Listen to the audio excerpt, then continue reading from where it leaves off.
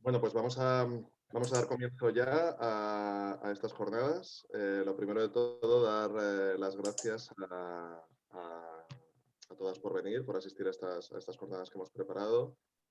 Muchísimas gracias, esperemos que las disfrutéis. Se trata de unas jornadas que hemos lanzado desde la campaña Sin Biodiversidad No Hay Vida, de Ecologistas en Acción, con motivo del Día Mundial de la Biodiversidad, que se celebra este domingo.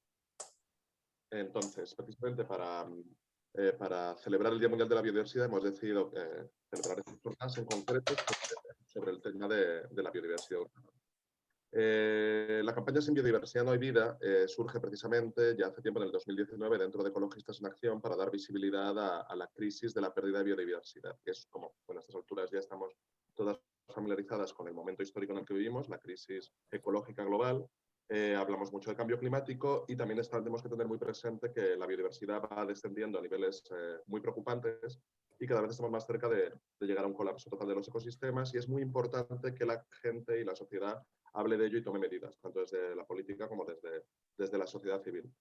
Y hemos decidido que, como os contaba antes, que precisamente para estas jornadas habláramos de un tema concreto, que es la biodiversidad urbana. ¿Y por qué? Bueno, para empezar, la ONU calcula que para el año 2050 más o menos el 68% de la población mundial vivirá en ciudades. Es decir, cuando hablamos de pueblos y ciudades, que es el título de esta jornada, pueblos y ciudades, naturalmente, hablamos precisamente de nuestros entornos más inmediatos, de los lugares en los que residimos.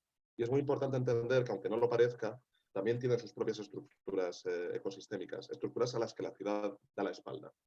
Y precisamente de eso queremos hablar hoy, de cómo recuperar la conexión con la naturaleza dentro de nuestros ámbitos urbanos y cómo podemos fomentar la biodiversidad urbana en los pueblos y las ciudades. Y es muy importante hacerlo precisamente para recuperar los servicios ecosistémicos, los procesos ecosistémicos de los cuales también dependemos como habitantes de las ciudades.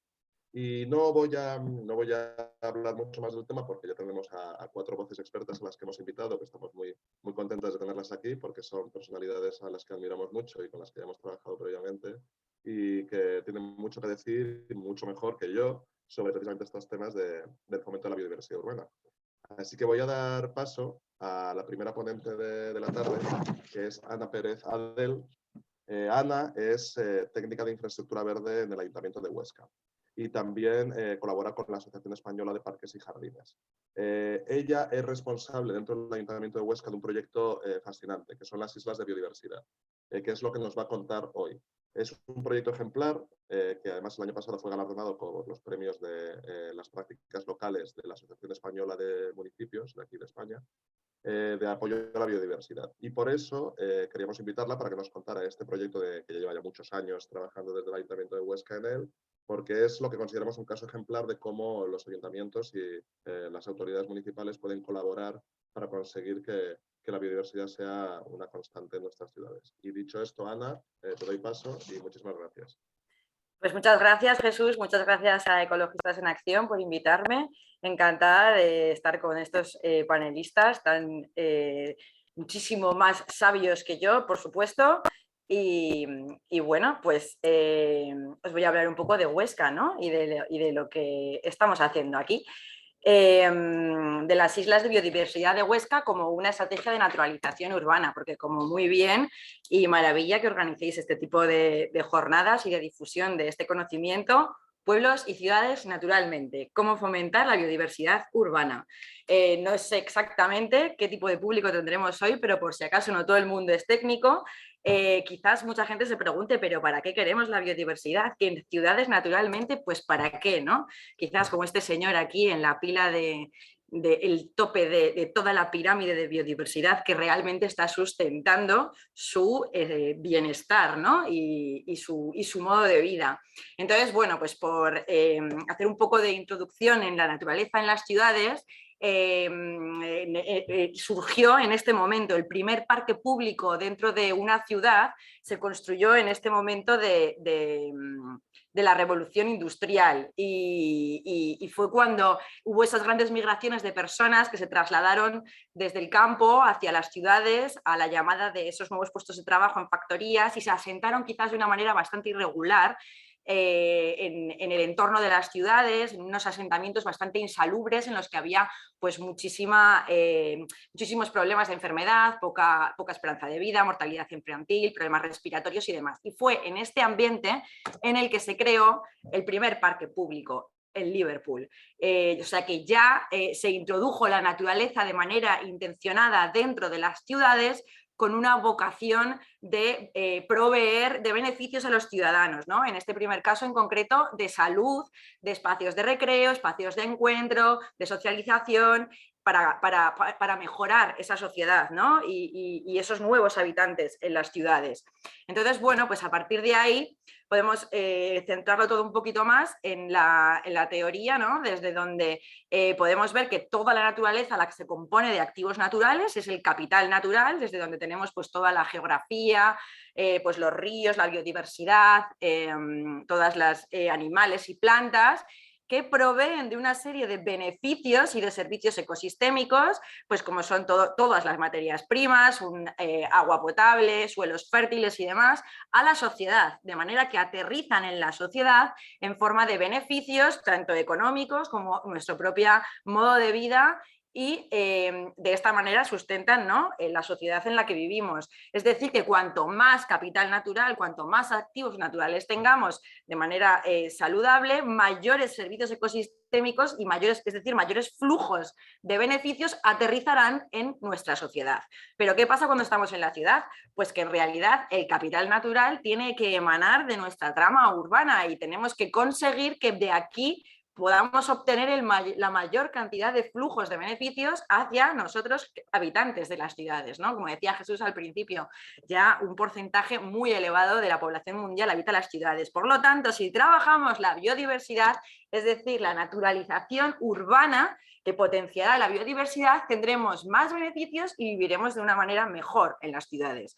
Este es el fondo de todo, ¿no? Huesca tiene 126 hectáreas de espacios verdes que se reparten en un total de unas 180 zonas verdes.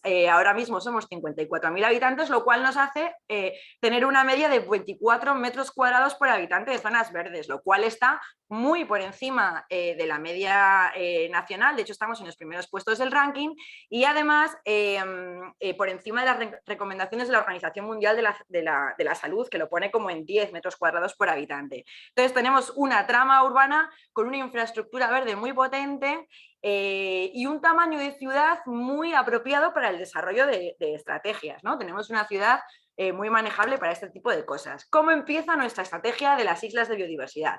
Pues todo tiene origen en 2008, cuando comienza en Huesca a aprobarse el control biológico. Todos lo sabéis, pero o casi todos, para los que no lo sepáis, es la utilización de insectos en el control de plagas, en la lucha contra las plagas que atacan a los vegetales. Entonces liberamos insectos, el insecto insignia es la mariquita, y el más reconocido a este nivel, pero hay muchísimos otros, como seguro que luego nos cuentan nuestros compañeros. Luego apareció una legislación que realmente nos obliga a utilizar los productos químicos para controlar las plagas como último recurso, ¿vale? Realmente hay una legislación al respecto y además en el Ayuntamiento de Huesca desde el 2016 hubo un dictamen por el cual se decidió no utilizar herbicidas para el control de la vegetación espontánea.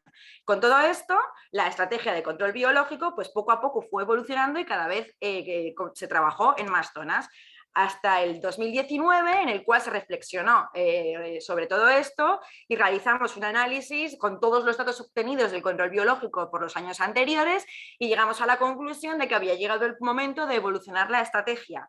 Y entonces la evolucionamos a la estrategia conservativa. Esto consiste en que lo que queremos es hacer que esos insectos auxiliares que nosotros liberamos todos los años se queden a vivir en nuestro ecosistema, formen parte de nuestro ecosistema urbano. Y para ello lo que tenemos que hacer es ofrecerles una serie de refugios que les resulten especialmente atractivos para que puedan permanecer en la ciudad y terminar de completar sus ciclos, porque pues los insectos muchas veces en otras fases, hay una fase de su ciclo en la que se están alimentando de los insectos plaga, pero hay otras en las que necesitan completar su alimentación pues con el néctar de las flores y luego además cuando llega el invierno también necesitan tener espacios que les permitan refugiarse y pasar el completo de las estaciones en la ciudad.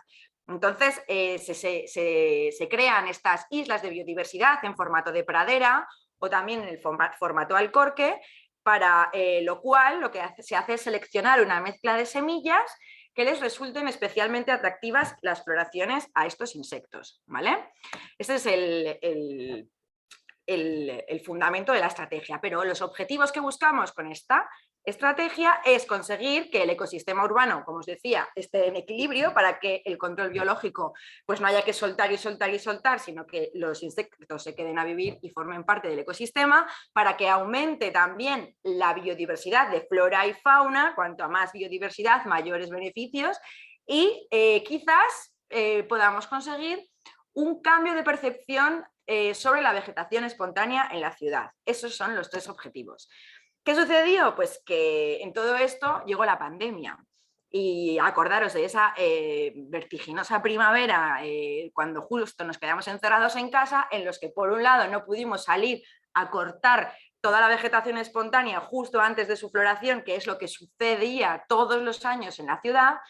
Y por otro lado, las personas tenían como una avidez, ¿no? Los vecinos como una avidez de naturaleza, y entonces percibían esa vegetación espontánea que otras veces no la dejábamos florecer como algo maravilloso, ¿no? Aquí la gente compartiendo en redes sociales el alcorque que podía observar delante de su casa lleno de lobularia, estupendo. Con los alcorques ha sido más complicado, y gracias a la pandemia pues conseguimos que fueran más aceptados, ¿no? Pero lo que os comentaba, con las praderas, la verdad es que nunca hemos tenido ningún problema y siempre han sido excepcionalmente, estupendamente aceptadas. Estos son 2 ejemplos de alcorque que tenemos en la ciudad. En este hay incluso borraja metida en la mezcla. Y luego también sabed, para aquellos que estéis valorando la posibilidad de introducir este tipo de piezas en vuestra infraestructura verde urbana, que no están exentas de un mantenimiento, que esto no significa, ¿no?, el abandono de las tareas y que sea un lugar pues eso, sin trabajo y que esté descuidado. Nada más lejos de la realidad. Llevan muchísimo trabajo detrás. Sacar adelante este tipo de las islas de biodiversidad pues requiere de un conocimiento previo para la selección de semilla, del trabajo de siembra, la protección mientras va germinando, colocación de un riego, escalas selectivas para que no se te contamine la mezcla, y luego además pues pueden pasar cosas pues como pasan en todas las zonas públicas, pues que te pisan, que se te contamina la mezcla pues con una especie que realmente no era la deseada, pero bueno, puede quedar a veces mejor o peor. Te vandalizan la señalética, y luego también esto hay que tenerlo claro, que hay una parte del año en el que la pradera no está, porque se le da un corte final y volverá a crecer, ¿no? Entonces, bueno, pues tienen toda su trabajo detrás, pero bueno, luego pues suceden cosas como esta.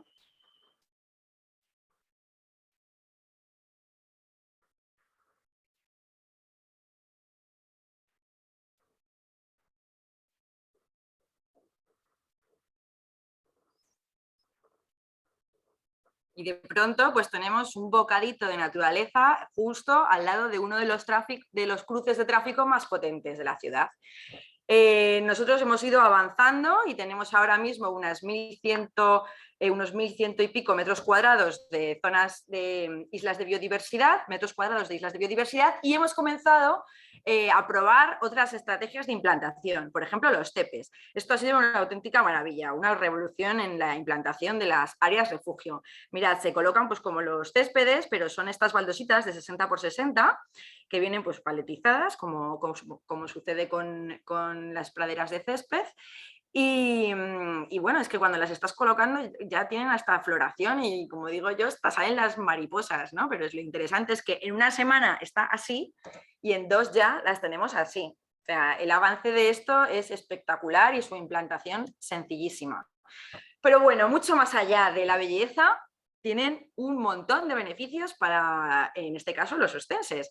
Obvio, el servicio de polinización, porque además de atraer a los insectos que nosotros utilizamos para combatir las plagas, también alimentan a muchísimos polinizadores dentro de la ciudad.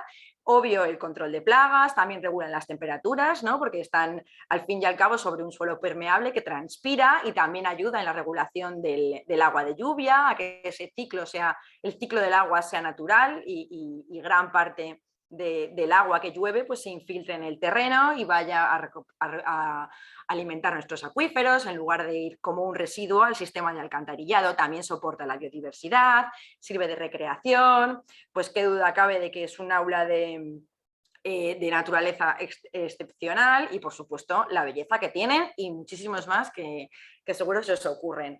Importantísimo para darle robustez a toda esta estrategia son los seguimientos que realiza la contrata que lleva a cabo el control biológico, ¿no? Entonces ellos lo que hacen es hacen un monitoreo de los insectos presentes asociados a floraciones en estas islas de biodiversidad. Entonces esto es lo que realmente, la parte técnica que hace que todo esto refuta, ¿no?, lo que estamos haciendo y da validez. Y luego, muy importante también la comunicación, el poner ese cartel que indica que esto es intencionado, mientras esa pradera todavía está creciendo porque todavía no están las flores. Pues aquí no es que no esté pasando nada o que esté abandonado, no, es que hay una intención y esto es lo que se pretende, ¿no? Entonces, es muy importante utilizar pues la señalética y luego también pues redes de comunicación o prensa y las redes sociales o lo que tengamos a nuestra disposición para divulgar y dar a conocer este trabajo que se realiza en la ciudad, ¿no? Entonces, los resultados que estamos observando es que realmente vemos que cada vez es menos necesario el liberar insectos auxiliares porque creemos que se están estableciendo en el ecosistema.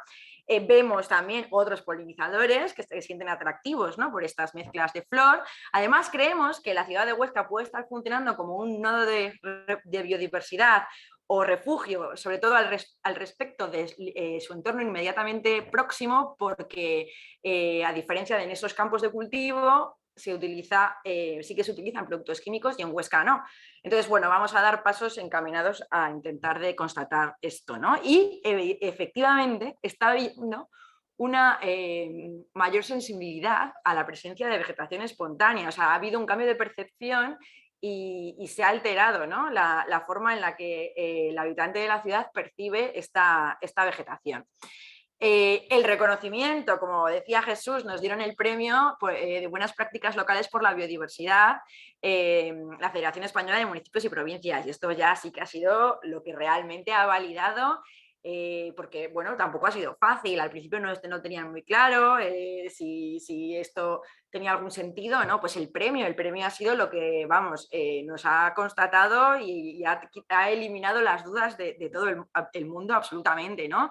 Y sobre todo para los compañeros y todo lo que han trabajado ellos, que además, después de toda una vida, con su trabajo clásico de jardinero, que consiste en eliminar hierbas en gran parte del año, ¿no? Y que incluso es un criterio por el que se les mide el buen trabajo que están realizando, por lo limpio de hierbas que tienes los espacios verdes, ¿no? Pues de repente tener que trabajar en una línea completamente distinta, sembrar esos espacios con las mismas especies y demás, pues cuando ha llegado el premio ha sido como, pues es que esto, pues claro que sí, o sea, es que realmente el premio, vamos, es para ellos. Y bueno, pues también nos permite evolucionar este premio, ¿no? E intentar hacer cosas nuevas, como por ejemplo realizar también los seguimientos de insectos en los parterres sostenibles que denominamos, porque en Huesca, en lugar de hacer las plantaciones de flor monoespecíficas de temporada, lo que hacemos es estas composiciones que no deben renovarse por completo en cada cambio de estación, que van evolucionando y puedes observar el paso de las estaciones en la ciudad y qué duda cabe que son refugios de biodiversidad, porque creedme que aquí dentro, vamos, tenemos que comprobarlo, pero hay de todo. Lo vamos a hacer con un TFG de un alumno de la universidad este año. Y también vamos a poder evolucionar, o ya estamos evolucionando, hacia la gestión diferenciada. Y esto es que en el contrato de desbroces lo que hemos hecho ha sido introducir la posibilidad de que en determinados especies podamos probar este tipo de prácticas, ¿no?, en los que reduzcamos la frecuencia de las ciegas intencionadamente en determinadas zonas para permitir que hagan sus floraciones y después ya pues lo llevaremos a la siega final, para lo cual es importantísimo marcar la línea y, por supuesto, la aparición de posiblemente un tercer cartel en la colección que indique que no es un abandono, sino que está intencionadamente hecho esa liberación, ¿no?, de las floraciones. Y bueno, pues muchas gracias. Me despido con esta foto de uno de nuestros alcorques de ciudad en otoño en este caso, y fijaros que son esos pequeños bocaditos de otoño aquí en el pavimento de la terraza del Parque Bar del Parque Miguel Servet. Así que muchas gracias. Pues muchísimas gracias, Ana, por compartir esto con nosotras. Es maravilloso ver cómo queda, cómo se ve Huesca de bonito gracias Tenéis que venid todos a verlo. Sí. Desde luego dan ganas, ojalá más municipios siguiesen estas prácticas porque el resultado es asombroso. Bueno, yo ahora a continuación voy a dar paso a la siguiente intervención, que es de Eduardo Barba. Eduardo Barba, muchos le conoceréis, es jardinero paisajista, investigador botánico y tiene su columna en El País, El cuaderno del jardinero. Además, es el autor de los libros El jardín en el Prado y un favorito de la casa, que es Una flor en el asfalto, la vida de las hierbas urbanas contadas por ellas mismas. Que es un libro que es un exitazo, es una maravilla, lleva por la 4ª edición. Y bueno, Eduardo, encantados de que estés aquí con nosotras y estamos deseando irte a hablar de la vegetación espontánea y las que sabemos que malas hierbas no son, para nada de malas, así que a ver si dejamos de llamarlas así de una vez por todas. Muchas gracias, Eduardo. Muchas gracias, Jesús. Muchas gracias a Ecologistas en Acción, a Teo, por contar conmigo. Bueno, pues sí, la verdad es que es una lucha, ¿no?, que tenemos pues todas las personas a las que nos gusta esta pequeña belleza de las hierbas urbanas, ¿no?, el anular, ¿no?, como decía antes Concepción, en el previo, pues este término tan peyorativo que lo que hace es pues discriminar a unas hierbas que lo son todo en la ciudad, ¿no? Es la base del ecosistema. Bueno, Ana, tengo que decirte que escuchándote me dan ganas de irme a vivir a Huesca, una ciudad que conozco y que, bueno, me maravilla y que con esto ya le aporta todavía una magia mayor, ¿no? Es el ideal, ¿no? Huesca yo creo que es ese germen, yo creo que sois ese pequeño virus nada patógeno que se está inoculando en cada ciudad y que pues pretendemos que en cada ciudad conseguir un poco lo que estáis haciendo, ¿no? Vamos a dar un pequeño paseo, se ve en mi presentación, ¿verdad? Vamos a dar un pequeño paseo que me gusta mostrar por estas plantas de ciudad, bueno, yo creo que Ana lo ha explicado de una manera maravillosa. Algo que estamos haciendo todos los días los jardineros y las personas a las que nos importan este tipo de plantas es intentar que pues, ocupen un espacio, ¿no? Este mismo alcorque lo vamos a ver ahora desarrollado en otra foto y bueno, pues creo que explica muy bien lo que tendrían que ser los alcorques en la ciudad, ¿no? Estas islas de biodiversidad, como muy bien ha dicho Ana, estos gérmenes que van inoculándose poco a poco en cada calle, ¿no? Porque cada calle se puede convertir en un pequeño jardín, ¿no? A mí pues siempre me gusta decir que cada calle en una ciudad es un pequeño jardín, si lo queremos mirar y observar bien, ¿no? Quizás no haya mucha vegetación en esta calle de Madrid, pero fijaros en esta foto hecha en pleno agosto, cómo tenemos una pequeña bordura, porque voy a traer aquí unos cuantos términos jardineros para explicar lo que son estas hierbas urbanas en la ciudad, ¿no? Una pequeña bordura de un oxalis, un pequeño trébol que está creciendo a 40 y tantos grados de temperatura durante el día, ¿no? O por ejemplo, nos encontramos con estas parietarias, ¿no? Quizás aquí no están creciendo en el mejor sitio, están creciendo en un edificio histórico, pero los jardines verticales los ha inventado la naturaleza hace ya mucho tiempo y no hace falta invertir tantos recursos muchas veces en jardines verticales que son costosos, que ecológicamente son muy poco, realmente, pues eso, muy poco ecológicos, ¿no? Porque se destina una gran cantidad de energía, de medios, de abonados, que muchas de estas plantas nos lo darían en muros abandonados incluso en la ciudad como muchas veces tenemos, ¿no? Las hierbas urbanas también generan tapices herbáceos. Esta es la arenaria roja, una favorita que tengo. Precisamente esta mañana, cuando regresaba a casa, mejor dicho, al mediodía, estaba viendo un tapiz enorme de esta planta, la arenaria roja, que es capaz de colonizar terrenos totalmente baldíos, totalmente arenosos, donde otras plantas son incapaces de crecer, ¿no? Ellas, con sus procesos biológicos, son precursoras para que después aterricen otras muchas hierbas que van a ayudarnos a que ese entorno sea mucho más vivo y mucho más rico, ¿no? Como ha dicho perfectamente Ana al inicio de la presentación, en esa pirámide de cartas, ¿no? ¿Qué me importa a mí la biodiversidad? Bueno, pues es que la biodiversidad es la base absolutamente de todo y muchas veces encontramos hierbas tan modestas y tan pequeñitas como esta arenaria roja que lo que hace es iniciar que otras hierbas puedan asentarse en ese mismo terreno, ¿no?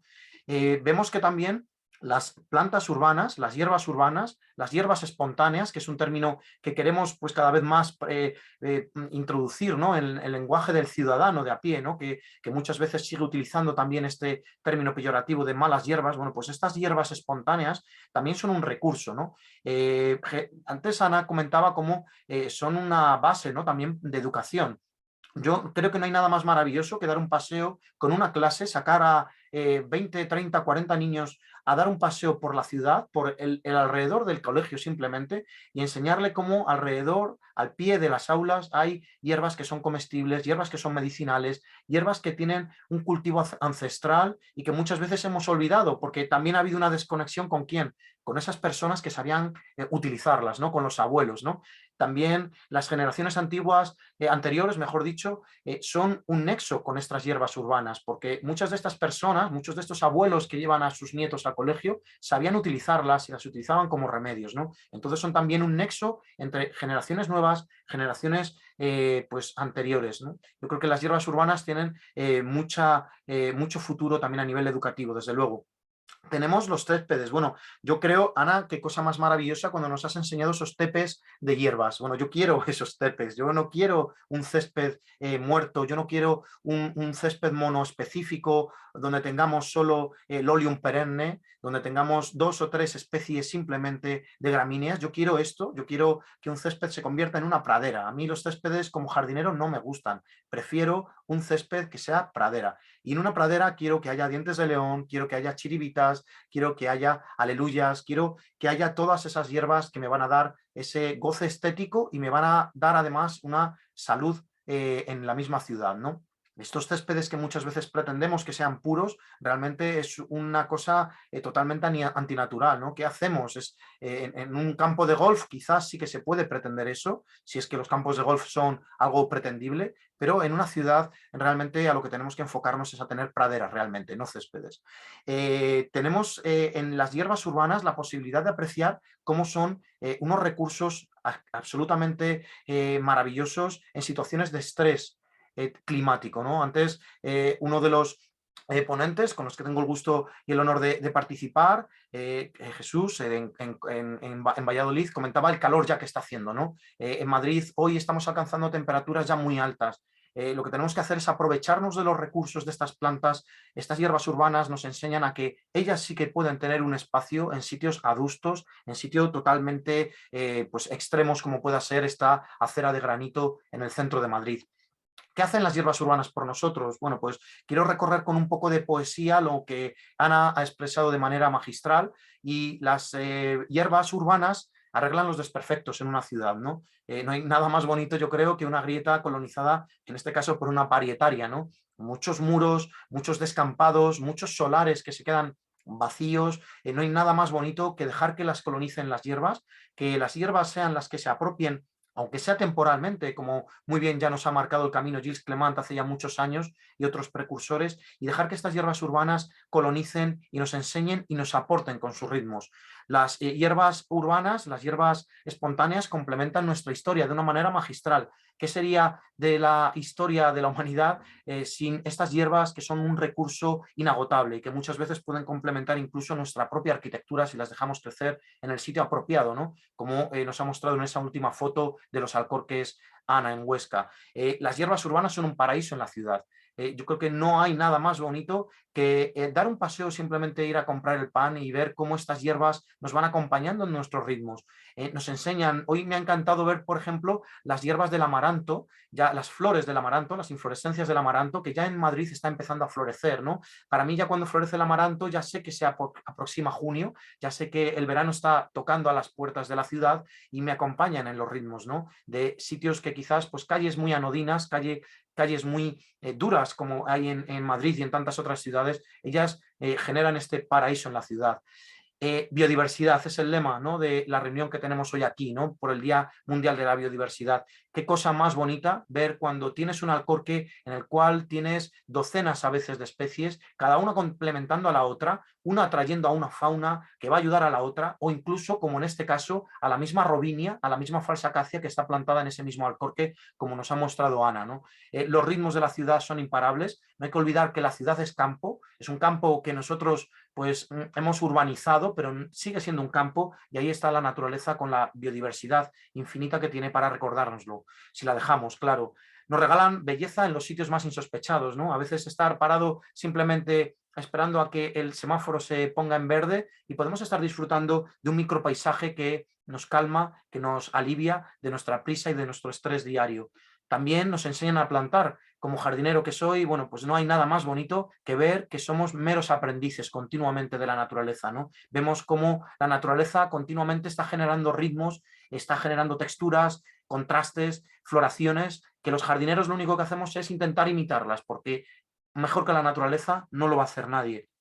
¿Qué es la suciedad, ¿no? Ese es un debate que yo creo que Ana ha mostrado muy bien con esa señalética, ¿no? Con esos carteles, ¿no? Hay que estar enseñando continuamente al ciudadano, no porque sea tonto, el ciudadano no es tonto, sino que a veces le falta esta llave, ¿no? De pretender qué es suciedad, ¿no? Esta foto para mí sería la portada de un libro, ¿no? De quizás de qué es la suciedad, ¿no? En una ciudad, ¿no? Para muchas personas sería simplemente el plástico, para otras sería también las hojas y para otras personas sería absolutamente todo, ¿no? Las hierbas, el plástico, las hojas. Bueno, esto es lo que hay que enseñar. ¿Es esto suciedad realmente? ¿Que un Alcor que esté colonizado por las hierbas urbanas, por las hierbas espontáneas, es suciedad o es un beneficio para todos los ciudadanos que vamos al pie de esos alcorques? Bueno, pues la respuesta es bien clara, ¿no? Viendo el ejemplo tan magnífico que estáis desarrollando en Huesca, Ana. O nos enseñan a aprovechar las oportunidades, ¿no? Las hierbas urbanas están ahí en el mismo momento en el que le dejamos colonizar el espacio, ¿no? En esta pequeña gotera generada por un tubo seguramente de una lavandería, vemos cómo esas hierbas urbanas están colonizando, ¿no? Vemos un ombligo de Venus, vemos una cerraja menuda, vemos parietaria, vemos una ortiga incluso, y vemos cómo las hierbas están ahí siempre si les dejamos lugar. Y eso también nos conecta un poco con nosotros mismos, ¿no? El aspecto filosófico también de tener hierbas urbanas en una ciudad también es algo que debemos pretender, ¿no? Que debemos desear, ¿no? Que las hierbas nos enseñan que hay que aprovechar las oportunidades y también a aprovechar las desventajas, ¿no? Lo que en un principio parece que es una desventaja para una hierba urbana, al final se convierte en una auténtica ventaja, ¿no? Como es este banco, un banco metálico, donde magistralmente esta hierbecilla está aprovechándola para sujetar un poco sus inflorescencias, ¿no? Bueno, pues eso es lo que tenemos que hacer también, igual que las hierbas urbanas, que son capaces a veces de crecer en sitios totalmente impracticables para otras plantas. Ellas están ahí para enseñarnos a eso, a aprovechar las desventajas. Y nos enseñan a compartir el espacio, ¿no? Yo creo que una de las cosas que también tenemos que pretender como ciudadanos, que estamos en una sociedad donde tendría que haber espacio para todos, es a compartir el espacio. Y no solo entre nosotros, sino también a nivel interespecífico, ¿no? Con otras especies, también con las plantas. No solo debemos cultivar nuestros árboles tan maravillosos, nuestros arbustos tan maravillosos, nuestras flores de temporada, discutibles también, pero ¿por qué no compartir el espacio con todas estas hierbas, como hacen, por ejemplo, esta palomilla y este lamio, que están creciendo juntos en un pequeño resquicio de la ciudad? Este es el ejemplo, ¿no? Una vez más, ¿no? Cómo se puede querer un alcorque vacío, ¿no? Cuando tenemos la belleza, cuando tenemos el vigor, la biodiversidad, la naturaleza en estado puro, que es el árbol, el alcorque de la izquierda. Es la misma foto, con una diferencia. Por la derecha ha pasado ya un poco de tiempo y también una cuadrilla de desbroce, ¿no? Es algo que siempre es traumático en la ciudad, a las personas que amamos las plantas, a las personas que vemos los beneficios de las hierbas urbanas, cómo se desbrozan todavía todos los años en el momento inadecuado, ¿no? Porque, ¿cuál es el momento adecuado? El momento adecuado es cuando nosotros hemos obtenido los beneficios, el estético, por supuesto, pero también los beneficios de toda esa atracción para la fauna auxiliar que viene a nuestro auxilio para luchar contra las plagas. Aquí tenemos una foto en Hortaleza, en el barrio de Hortaleza, sacada hace un par de meses, un mes y medio, donde vemos una pradera de jaramago, que es esa hierba de flores amarillas, cómo está siendo desbrozada. Aquí, por desgracia, Ana, no están haciendo este desbroce diferenciado. Aquí simplemente paró el desbroce porque al día siguiente ya todo, absolutamente todo se desbrozó. ¿Qué ocurre ahí? Se pierde absolutamente todo el sentido de estas hierbas urbanas. Pretendemos que en la parte de la derecha sea realmente un parque, sea un jardín, sea un lugar biodiverso. ¿Es eso una gestión adecuada y apropiada de un entorno verde? creo que pocas personas a las que mostraras esta foto diría que es mucho mejor mantener desbrozado la parte de la derecha. Es cierto que los desbroces tienen que ser selectivos, es cierto que en un entorno tan seco como Madrid no se puede dejar que las hierbas se sequen y se agosten y permanezcan ahí, porque van a ser pasto de incendios fortuitos o a veces intencionados, como ocurre en mi mismo barrio, pero hay que acompasar, ¿no? Hay que acompañar las técnicas de jardinería con los ritmos de las plantas. Es algo bien sencillo, no necesitamos otra cosa. Hay que desbrozar, sí, pero ¿cuándo? Cuando las plantas se agosten. Y hay que dejar que estas plantas nos acompañen en los muros, aquellos muros donde puedan soportar estas plantas y donde estas plantas no vayan a dañar un bien histórico quizás, ¿no? O arquitectónico de categoría. O, por ejemplo, en sitios donde esta hierba, ¿no? Esta piácea que tenemos aquí a la derecha, no está causando ningún mal, ¿no? ¿Por qué utilizar herbicidas que afortunadamente se han descartado? Ana, antes has comentado una cosa muy interesante, ¿no? El aspecto de los jardineros. A los jardineros hay que darle la sensación de que lo que están haciendo lo están haciendo bien, porque realmente lo bueno y necesario para una ciudad es dejar que estas hierbas urbanas estén colonizando todo, porque hay una experiencia que me gusta mucho siempre mostrar en el vivero de estufas del Retiro. Es el vivero municipal donde se generan, donde se crían, donde se cultivan muchas de las plantas que luego acaban en los parques y jardines de Madrid. Bien, pues desde hace ya muchos años allí la lucha biológica, es decir, la lucha que ha comentado antes Ana de pues, luchar contra las plagas con otros organismos, es ya la ley máxima y ya no se utilizan ningún tipo de insecticida, ni siquiera como último recurso muchas veces. La calidad de vida de esas personas que están cuidando el vivero se ha incrementado de una manera exponencial. Ya no tienen que tener cuidado a la hora de lavar sus ropas cuando se los llevan a casa, porque ya no hay tóxicos encima de ellos. Su calidad de vida ha mejorado porque ya no tienen que estar preocupados por inhalar algún herbicida o algún insecticida que pueda dañar su salud. Y esa calidad de vida se genera también como un germen en esas personas que están cuidando esos espacios verdes, ¿no? Estas fotos las he hecho esta mañana de camino al metro, estas están hechas al lado de Aluche, en Madrid, y yo creo que absolutamente nadie debería de pensar que esto es el descuido. Esa es una parte final de un parque. En los parques, por supuesto que también hay un lugar para las hierbas urbanas, también hay un lugar para las hierbas espontáneas, y esta belleza lo único que nos está haciendo es crear un beneficio a la jardinería también, porque nadie puede pensar que esto es un parque abandonado, nadie lo debería de pensar. Y cuando se agosten, cuando las semillas se hayan vuelto a incorporar a ese banco de semillas en el suelo, será el momento de desbrozarlas. Y termino con esta foto, ¿no? De nuevo, hechas esta mañana al lado de Aluche. Nadie puede pretender de nuevo que esto sea suciedad, nadie puede decir que esto es abandono, nadie puede decir que esto es falta de cultivo, falta de cultura. Esto es riqueza y es algo deseable. Así que yo también quiero una ciudad como Huesca en Madrid y que la jardinería sea, pues eso, una jardinería natural y encaminada al beneficio del ciudadano, no en contra del trabajador, no en contra del jardinero y de los ciudadanos que vamos al pie. Muchas gracias.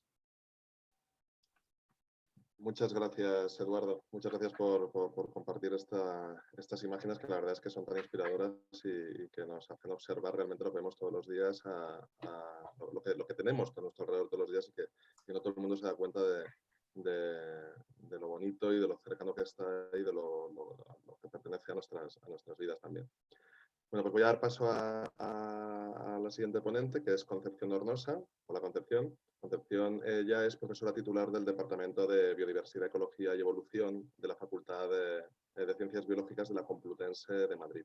Ella además participa muy activamente en la Asociación Española de Entomología y es coautora del informe que lanzamos el año pasado, también desde Ecologistas en Acción, con la Asociación de Entomología, análisis de la situación y propuestas para la conservación de insectos. Y es precisamente de eso de lo que Concepción nos va a hablar hoy, de cómo fomentar y favorecer la presencia de los insectos en nuestras ciudades y el problema que hay alrededor de ello. Adelante, Concepción.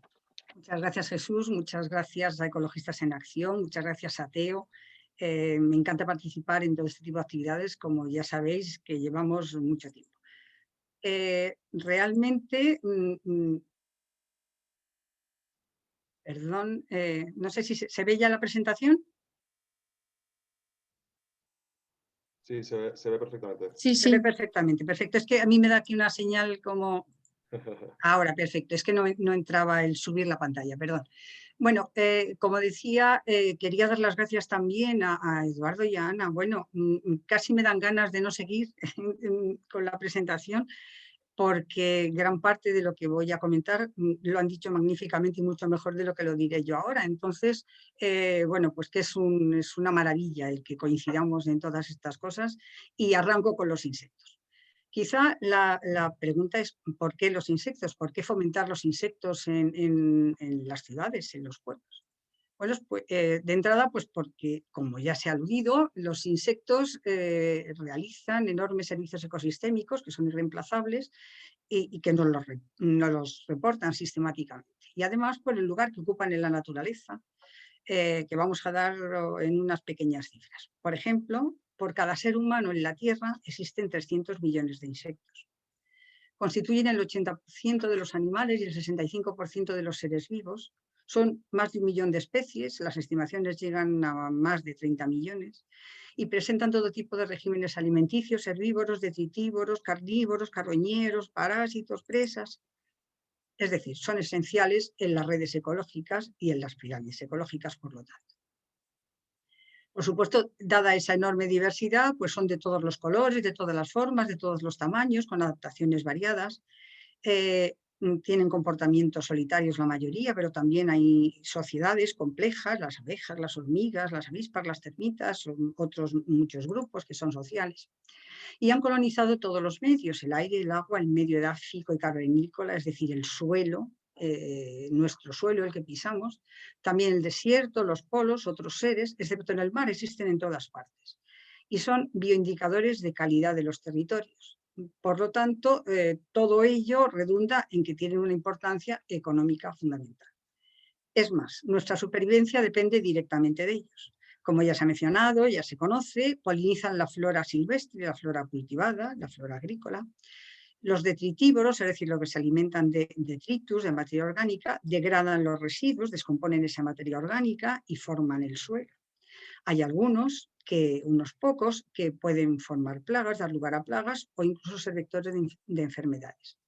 Pero atención, debemos tener en cuenta que esa percepción negativa que la sociedad tiene, lo he escrito así tal cual para que se nos quede muy clarito, es una percepción injusta y errónea, porque los insectos que pueden causarnos algún problema no sobrepasan el 2%. Es decir, que de todas esas especies, miles, millones de especies que tenemos a nuestro alrededor, son muy pocos los que pueden causarnos algún problema. Los insectos, además, no solo están en el medio aéreo, en la tierra, sino que también están en las aguas dulces. Eso nos plantea una gran responsabilidad de cara a la conservación de los ríos urbanos. Esta es una fauna muy rica, muy estricta en las condiciones ecológicas que requieren, es por lo tanto una fauna bioindicadora, y es muy buena bioindicadora de la contaminación, de la enorme contaminación que hay en muchos de los ríos españoles. Algunos de ellos, como pueden verse aquí, son ríos de recorrido largo y ríos muy importantes. Los insectos, además, están en el planeta mucho antes que nosotros. Nosotros llevamos en el planeta unos 350 millones de años, nosotros, nuestra especie me refiero, y los insectos llevan aproximadamente 450 millones de años. De hecho, son los pioneros en la Tierra. Cuando prácticamente la Tierra no estaba colonizada por nada, la colonizaron aparecieron los primeros insectos que viven en la Tierra desde entonces. De hecho, en la actualidad, estos mismos grupos con un aspecto muy parecido siguen existiendo en el suelo, nos los encontramos de una manera además muy eficaz, como decíamos antes, como detritívoros. Por lo tanto, los insectos realizan, como decíamos antes, servicios ecosistémicos irreemplazables y a pesar de ello están en un enorme declive. Ese declive puede valorarse o puede observarse en distintas publicaciones, aparte, lógicamente, de las observaciones que hacemos todos, que vemos todos, en publicaciones de hace unos pocos años que pues son relativamente frecuentes. Simplemente incluido un par de frases relativas a una de las últimas que he leído, que data de hace escasamente un mes. En este caso, estos autores hablan a escala global de que el calentamiento climático y los usos agrícolas del suelo se ha reducido un 27%. A causa de ello, el número de especies de insectos y casi el 50% de su abundancia, es decir, del número de individuos de cada una de las especies. Esto en los hábitats menos alterados, pero que en los más alterados puede llegar hasta un 63%. Lógicamente, esto plantea una situación de alarma, una situación alarmante, que algunos de los grupos que están más amenazados son de los que nos reportan mayor interés. Por ejemplo, el 40% de las especies de polinizadores se halla en peligro de extinción. Las más amenazadas son las abejas silvestres y en especial dentro de ellas el grupo de los abejorros, que son los mejores polinizadores. Por dar un par de cifras, las abejas, todas las abejas, y he subrayado lo de todas porque cuando uno habla de las abejas tiene la impresión de que estamos hablando de las abejas de la miel, y las abejas de la miel son exclusivamente, o la especie de abeja de la miel, es exclusivamente una especie de miles de especies de abejas que hay en el mundo. Entonces, todas las abejas, incluidos los abejorros dentro de ellas, constituyen aproximadamente el 90% de los polinizadores agrícolas. En palabras de la Unión Europea, el 84% de las especies vegetales y un 76% de la producción alimentaria de Europa depende de la polinización de las abejas y de los abejorros. O la FAO estima que la producción agrícola mundial, que depende directamente de los polinizadores, supone entre 235.000 y 577.000 millones de dólares al año de beneficios. Bueno, ¿y por qué? ¿Por qué pasa esto? ¿Por qué este declive? Pues muy sencillamente, por la transformación de los bosques y los pastos en zonas urbanas y en zonas agrícolas.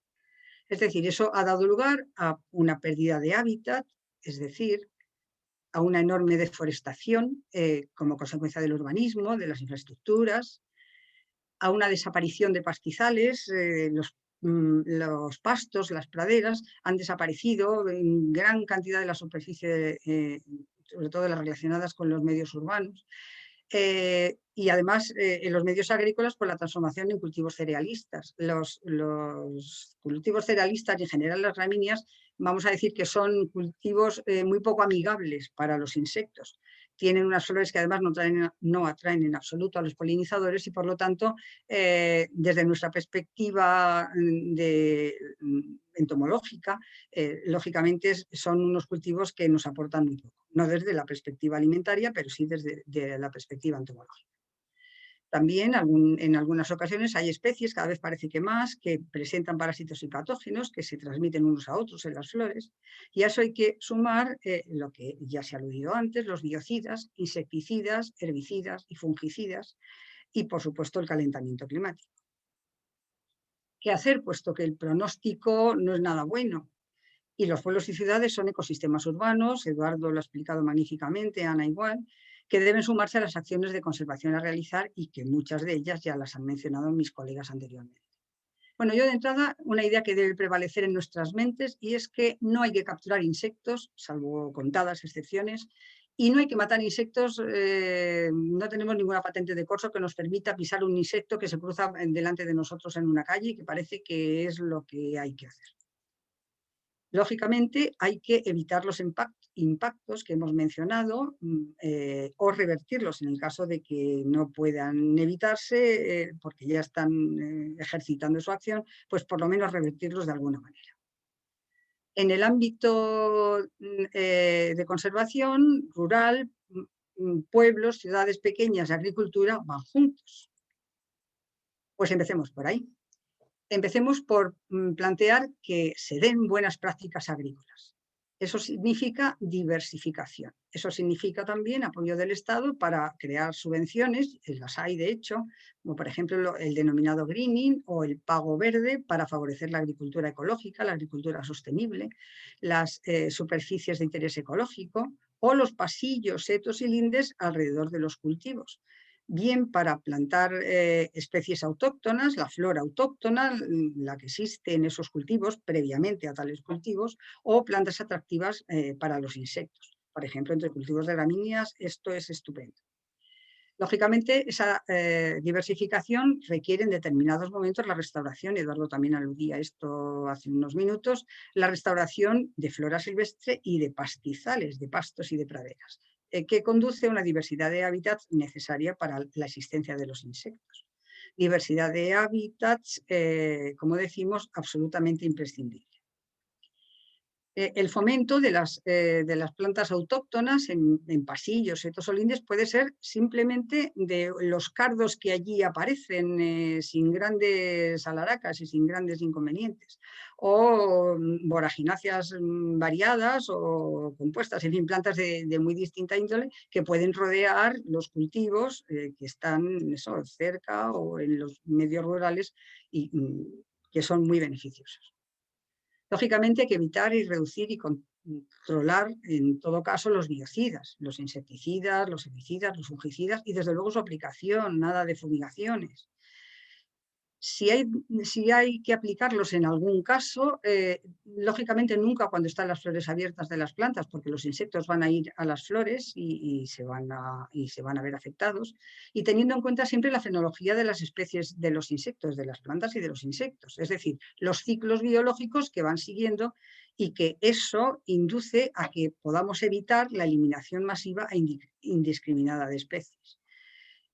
Además, tal como se ha mencionado previamente, pues es perentorio el fomentar el control biológico de plagas para evitar el uso al máximo posible de los agroquímicos, de los fitosanitarios. Controlar también los patógenos que pueden tener los insectos y regulación de importaciones de especies comerciales que se haga siempre con especies y subespecies nativas y, por supuesto, que estén libres de parásitos. Las ciudades, además, es indispensable que la planificación urbana y de infraestructuras sea sostenible y que mantenga esa diversidad de hábitats. Eduardo nos lo ha explicado magníficamente hace unos minutos. Esas plantas autóctonas hay que mantenerlas, esas plantas espontáneas, esas plantas de todo tipo permiten el alimento de los insectos, permite que sigan sus ciclos, que duerman, por ejemplo, en las flores, como esta especie de abeja, o que construyan sus nidos.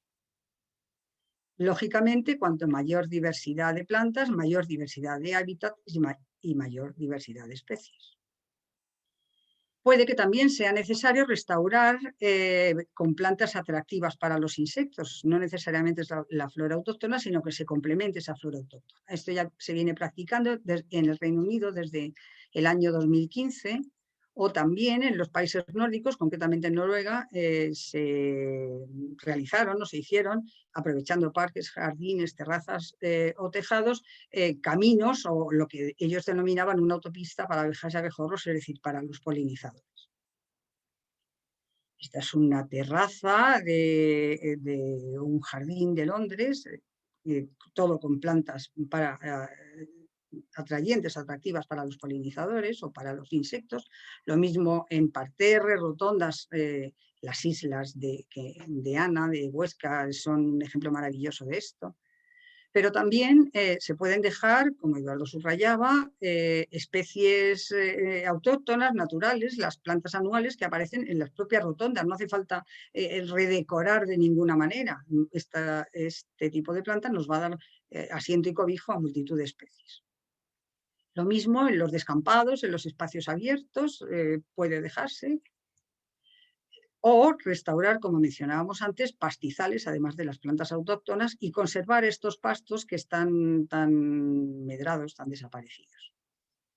Son interesantes también la realización de corredores entre las infraestructuras, por ejemplo, que conecten vegetación de un lado y otro, por ejemplo, de las autopistas, de las carreteras, o por medio de pasos elevados o por medio de túneles.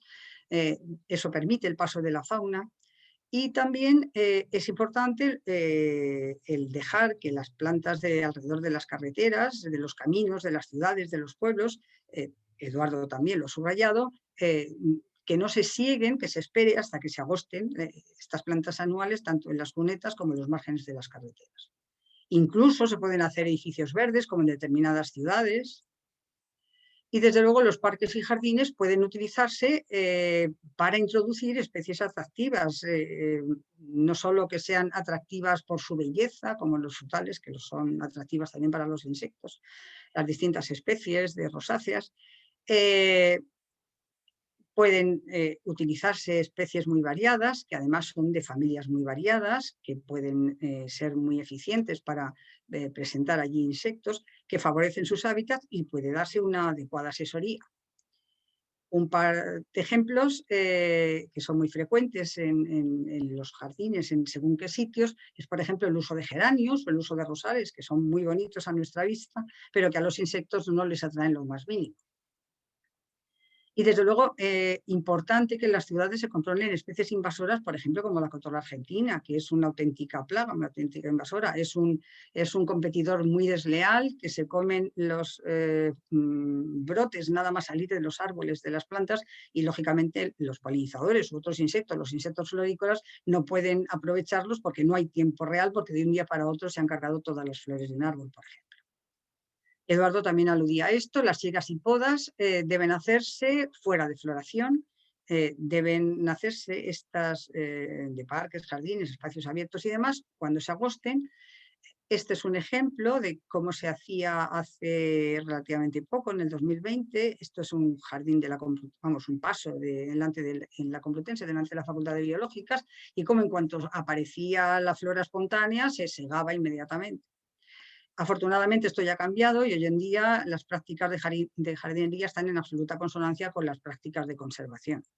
Lo mismo puede decirse de los arbustos que adornan los paseos o jardines, que tienen grandes flores como las lavandas y cuyas podas se pueden hacer en otoño o en invierno y no precisamente cuando están las flores en su máximo esplendor.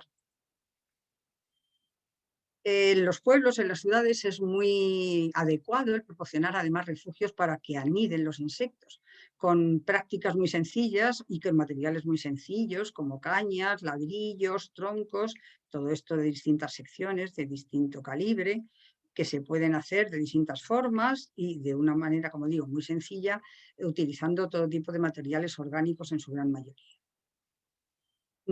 Hay que tener también la colaboración de las administraciones locales, como Ana nos ha explicado anteriormente en un ejemplo maravilloso, de los ayuntamientos, de las consejerías de medio ambiente.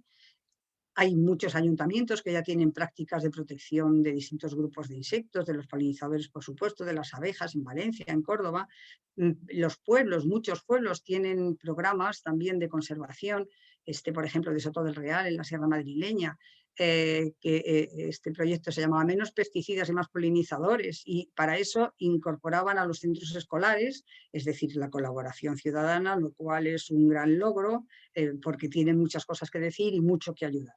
Incluso también las guarderías rurales en los pueblos es un patrimonio que se puede y se debe utilizar. Es importante asimismo implicar a la sociedad, no solo de adultos, sino también desde la infancia, favorecer espacios abiertos verdes en los centros escolares y realizar actividades adecuadas que quiten el temor a los insectos. Es un temor atávico totalmente injusto, como decíamos antes, y hay que hacer actividades que quiten ese temor. E incluso salidas, Eduardo también aludía a ello anteriormente, salir al exterior con los chavales y naturalizar la relación con los insectos. Por supuesto, hay asociaciones y grupos naturalistas que ya están en esta línea, que ayudan extraordinariamente en este campo. Por ejemplo, en Molina de Segura creaban hace relativamente poco un corredor ecológico para polinizadores con distintas especies autóctonas de plantas y con numerosos individuos. O los tapices florales urbanos para salvar a los polinizadores en Badajoz, o el seguimiento de polinizadores, como también se ha aludido antes, conciencia ciudadana, lo cual es extraordinariamente útil. Y mencionar simplemente que este tipo de acciones están enmarcadas ya en distintas iniciativas internacionales, algunas de ellas ya en marcha, sobre todo en el caso de los polinizadores, pero en otros grupos de insectos se está iniciando ya. Por ejemplo, a partir de organismos como la FAO, Naciones Unidas, el IPBES, es decir, distintos organismos internacionales, para crear espacios de conservación y utilización sostenible de polinizadores, o de la iniciativa de la Unión Europea del año 2018 para proteger los hábitats y detener el declive, incluso en nuestro estado, por medio de la Estrategia de Acción Nacional para la Conservación de Polinizadores, que se inició en 2017 y se publicó en 2020. Y todo esto ha terminado, está culminando en distintos nuevos proyectos en los que se está en la actualidad desde la Unión Europea o incluso desde España para el seguimiento de polinizadores y también especies amenazadas de insectos en general, por medio de las listas rojas que se está actualizando, la lista roja de Europa y de España, o incluso se va a actualizar a partir de ahora, cosa muy necesaria porque estaba muy atrasado, el Catálogo Nacional de Especies Amenazadas. Y desde nuestro campo, desde la investigación, ¿qué hacer? Pues trabajos con rigor, es muy necesaria la investigación, pero debemos también tener la perspectiva, la idea de que no se debe capturar todo lo que uno quiere, es decir, hay que tener muestreos muy controlados. En el número de ejemplares no se requieren grandes tamaños muestrales para hacer muy buenas publicaciones, hay que controlar el número de ejemplares y el estado fenológico, es decir, el ciclo biológico de las especies con las que se va a trabajar. No es lo mismo coger unos ejemplares al principio de la temporada, en febrero, en marzo, en abril, cuando comienza la primavera, cuando comienzan las poblaciones a expandirse. En ese caso es muy lesiva esta acción que cogerlas en el mes de julio cuando ya hay muchísimos individuos y no es tan peligroso, no es tan lesivo para las poblaciones. Por supuesto, las trampas a utilizar tienen que limitarse muchísimo, nada de trampas masivas, nada de utilización de las trampas malés, que sí, desde luego recogen todo lo que pillan, pero literalmente recogen todo lo que pillan, todo lo que vuela por allí. Se cogen miles y miles y miles de ejemplares, esta foto simplemente es de un National Geographic, y estos miles y miles de insectos de grupos tan distintos normalmente ni siquiera se utilizan para investigar porque no hay quien abarque todos estos grupos. Por supuesto, no se deben recolectar reinas de las especies sociales, ni se deben recolectar hembras fundadoras, como decíamos antes, al principio de los ciclos, siempre cuando las poblaciones están ya en su ciclo más avanzado. Y es esencial la divulgación. Es esencial la divulgación para que todos tengamos la misma mentalidad en la sociedad, los ambientes científicos, en todos los ambientes, para la concienciación y sensibilización. Son muy importantes las campañas desde ONGs como la de Save the Bees de Greenpeace en el año 2014, o desde el año 2019, como ya ha aludido Jesús antes, la campaña de Sin insectos no hay vida, iniciada por Ecologistas en Acción y desde luego por Teo, en asociación con Ecologistas en Acción participamos de la Asociación Española de Entomología y es una campaña que está dando muy buenos resultados. Incluso puede ser efectivo el que tengamos en cuenta, se muestre el beneficio de concienciación y sensibilización que puede dar lugar las campañas de incluso de empresas privadas, como desde la que fabrica unos helados estupendos hasta Google dedicando un doodle a las abejas en el 50 aniversario del Día de la Tierra. Todo esto crea concienciación y sensibilización. Y por último, para acabar, una reflexión muy elemental de que no hay que urbanizar sin necesidad, no todo es urbanizable, no hay necesidad de urbanizar todo lo que se urbaniza. Pongo un ejemplo, en este caso, este es el inicio del Camino Smith, esto es en la Sierra de Guadarrama, cerca de Madrid. Este Camino Smith comunica el puerto de la Fuenfría con el puerto de Navacerrada y es un sendero que se hace habitualmente, tiene varios kilómetros y lo hace mucha gente. En cualquier caso, es un sendero que se suele hacer andando, en bicicleta, y que durante muchos años estaba lleno de las humildes zarzas que alojan gran cantidad de animales, gran cantidad de insectos, otro tipo de vegetación alrededor.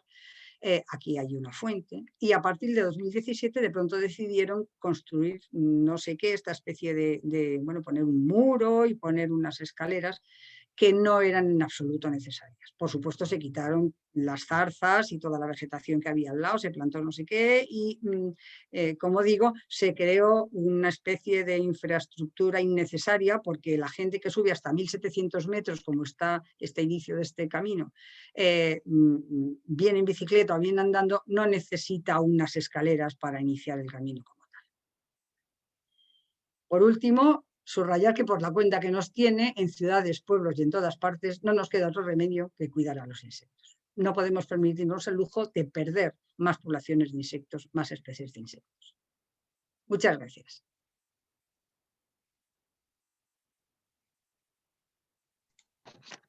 Muchísimas gracias a ti, Concepción, por dedicarnos este tiempo y por hablarnos tanto de la importancia de la conservación de los insectos, que es fundamental. Y voy a dar paso a Jesús Colás, que es nuestro último ponente de la noche, la tarde, Jesús Colás es el presidente de ACEMBA, que es la Asociación para la Conservación de Valladolid.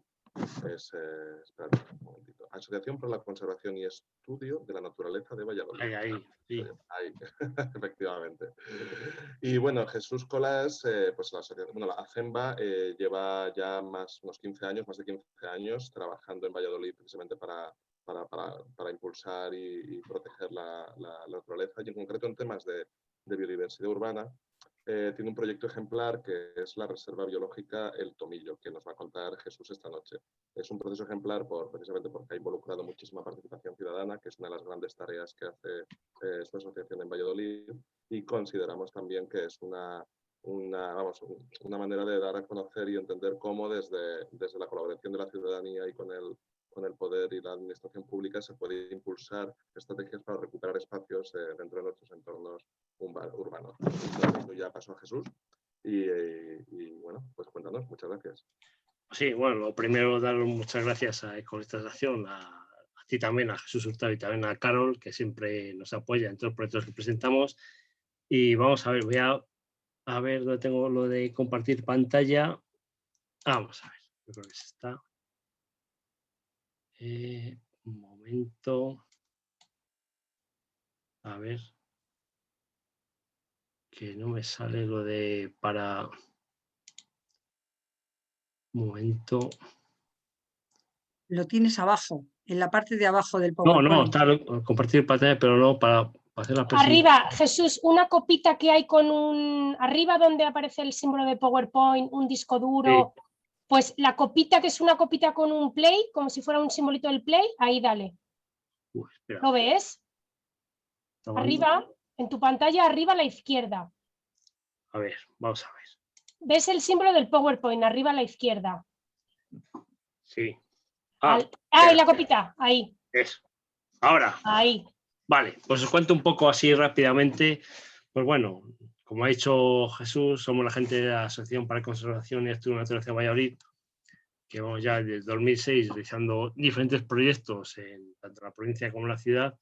Y bueno, un proyecto que estamos desarrollando, quizás un proyecto que sale un poco de la norma, ¿no? Porque daros en cuenta que esto es un proyecto que se presenta desde la ciudadanía, de una entidad social, a un ayuntamiento de una zona en concreto, en la cual tienes que conjugar o sumar a diferentes entidades del entorno y demás, ¿vale?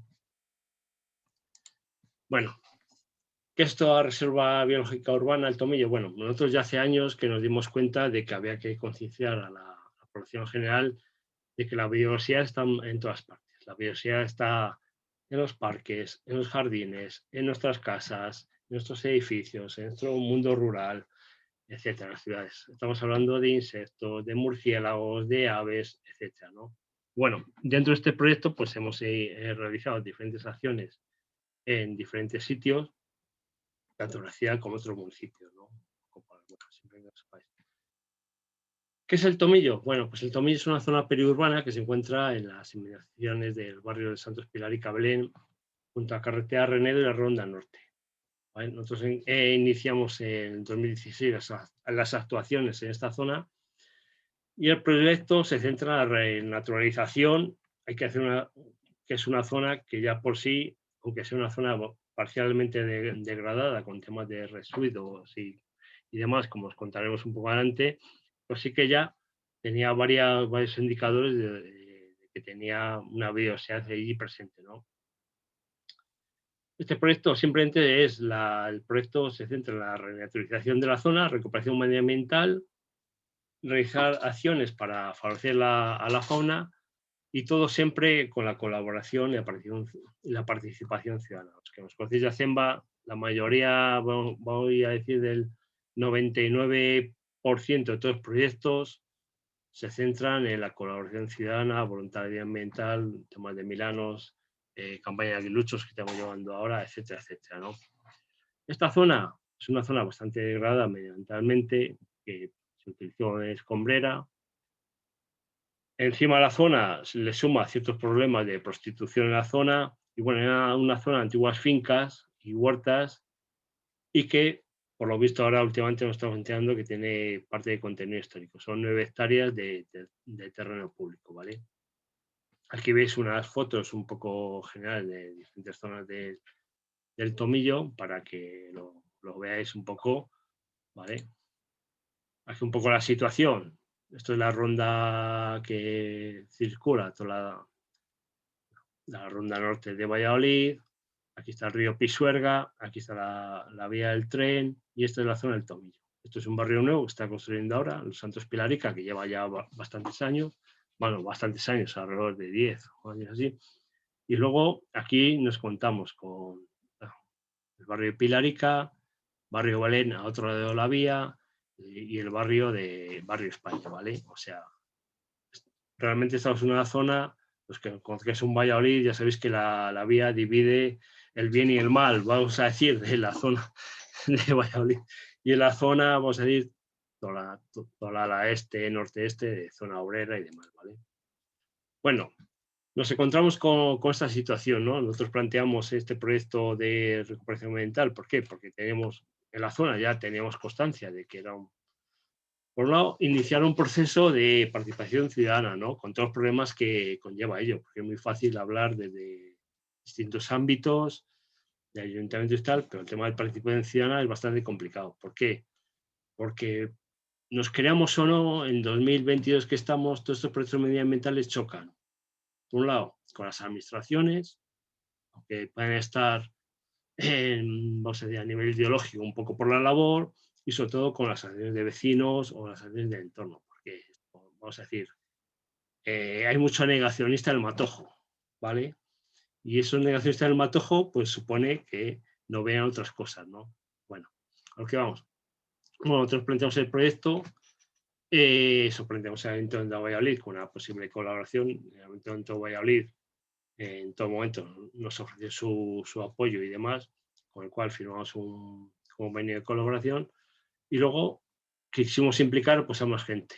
Los compañeros de Herba Valladolid, que la Asociación para la Recuperación del Bosque Autóctono de Valladolid, que todos casi todos los proyectos medioambientales que presentamos colaboran con nosotros, y luego había que contar con las asociaciones del entorno, que es decir, un proyecto no tiene sentido si no convences a la gente que vive allí. Así de claro. Es decir, ha sido un poco costoso. Pues claro, es un poco lo que comentamos antes. Esta visión que tenemos medioambiental, pues no toda la gente lo tiene. Lo nuestro choca.